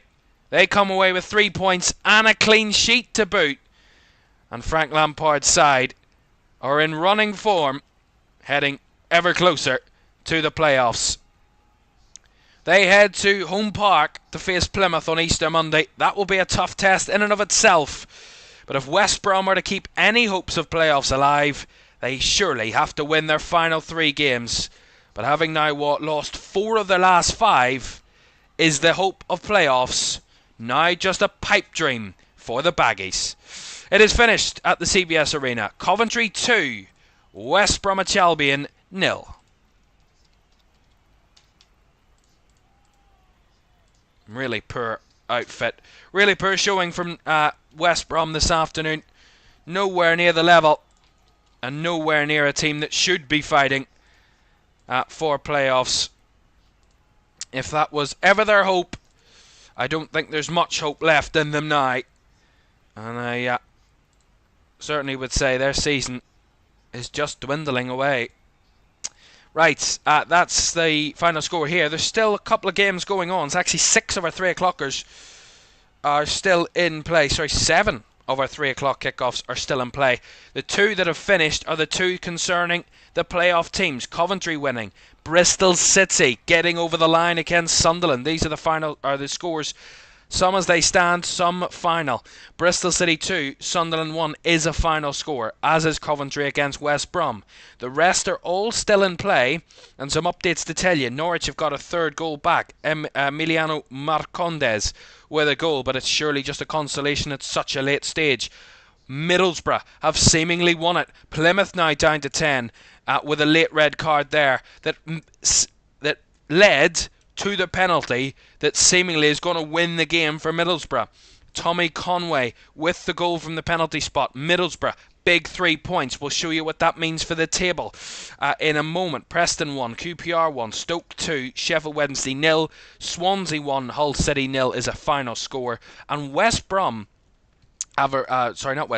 Watford, they're down to 9, but they haven't conceded again against Burnley. It's still 2-1. And they might have a little push. I mean, against 9 men, that will be some remarkable result if they get anything out of that, considering they've been down to 9 for over 20 minutes. But if there's a will, there's a way. There's always a chance when you leave it late. And there is still time to go in that one as final scores are coming in. Blackburn have absolutely thrashed Millwall, surely ending Millwall's relative hopes of playoffs as well. 4-1 it is finished. Blackburn there in that one at the moment. Still all the rest of the games underway. We'll have a quick look at the table and we will confirm the final scores for you. So this is the way it stands. Some games still in play, some done and dusted. Burnley break the 90-point mark, it seems, if they can hold on to the 2-1 lead there against Leeds. They're on 91 points, it seems, there. in that one. Leeds, 88 points. They play later, as do Sheffield United, who play in about 40 minutes' time, 83 points. Sunderland stay in 4th on 76. Bristol City stay in 5th after their win over Sunderland, 67 points for them. And Coventry, with their big win over West Brom, on 66. Middlesbrough, if they win, they'd be on 63, which would mean they would still keep pressure on both Coventry and Bristol City above them. They are not done and dusted yet, Middlesbrough, in that one. West Brom, surely they are down and out, as will be all of the teams below them, surely, because West Brom, Millwall, Blackburn, all too far away, surely now, 6 and 7 points away from the top 6 with 3 games to go. Surely it will be just a pipe dream for all of those teams now, and they would need miracles if they are to do it late there. That's the way the top half looks. Quick look at the bottom half before later on. We will have a more in-depth look at the bottom half when we watch the Sheffield United Cardiff game a little later, but this is a quick glimpse at it for you with all these scores coming in. It looks like QPR have stolen a win away at Deepdale. They were 1-0 down, and late in the game, equaliser came from Michael Frey, and the 93rd minute winner, it seems, from Lucas Anderson might be giving QPR a wonderful end of the afternoon on Good Friday, jumping up to 14th in the table with a win this afternoon. Portsmouth, big win away at Norwich. It seems to be, it's still playing there in that one, in that 8-goal thriller. 5-3 to Portsmouth in that one at the moment. Plymouth, it looks like they're done and dusted. Well, they're still in the division, very much so.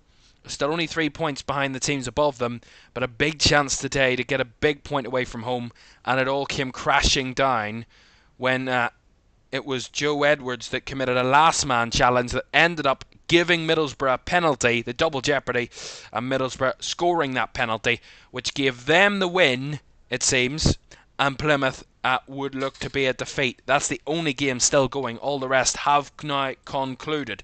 So, just to update that there for you, as QPR have won. So those are the final scores in 8 of our 9 3 o'clockers, waiting on Middlesbrough against Plymouth finishing. As Misa Life says, I really did think Luton were going for back-to-back relegation, but they are fighting. Fair play to them. Yes, indeed, their big win earlier this afternoon against Derby means it's a much closer fight in the relegation battle.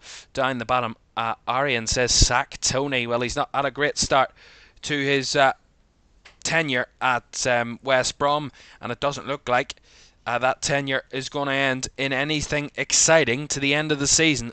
They might have just bottled the playoffs with a big defeat away at Coventry this afternoon on Good Friday. It's certainly not been a good Friday for the Baggies.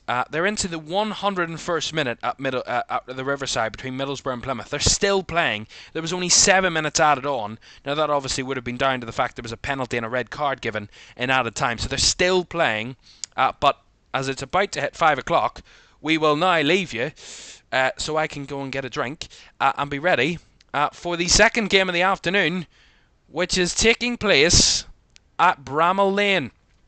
We will have that one live for you here on LFS very shortly as Sheffield United host Cardiff. Sheffield United side in third, 3 successive defeats, their worst form of the season. But they host a Cardiff side who have a lot to fight for themselves and a chance for safety for the Welsh side. It is Sheffield Wednesday against Cardiff. That's at 5:30. Join us then in about 20 minutes. See you shortly.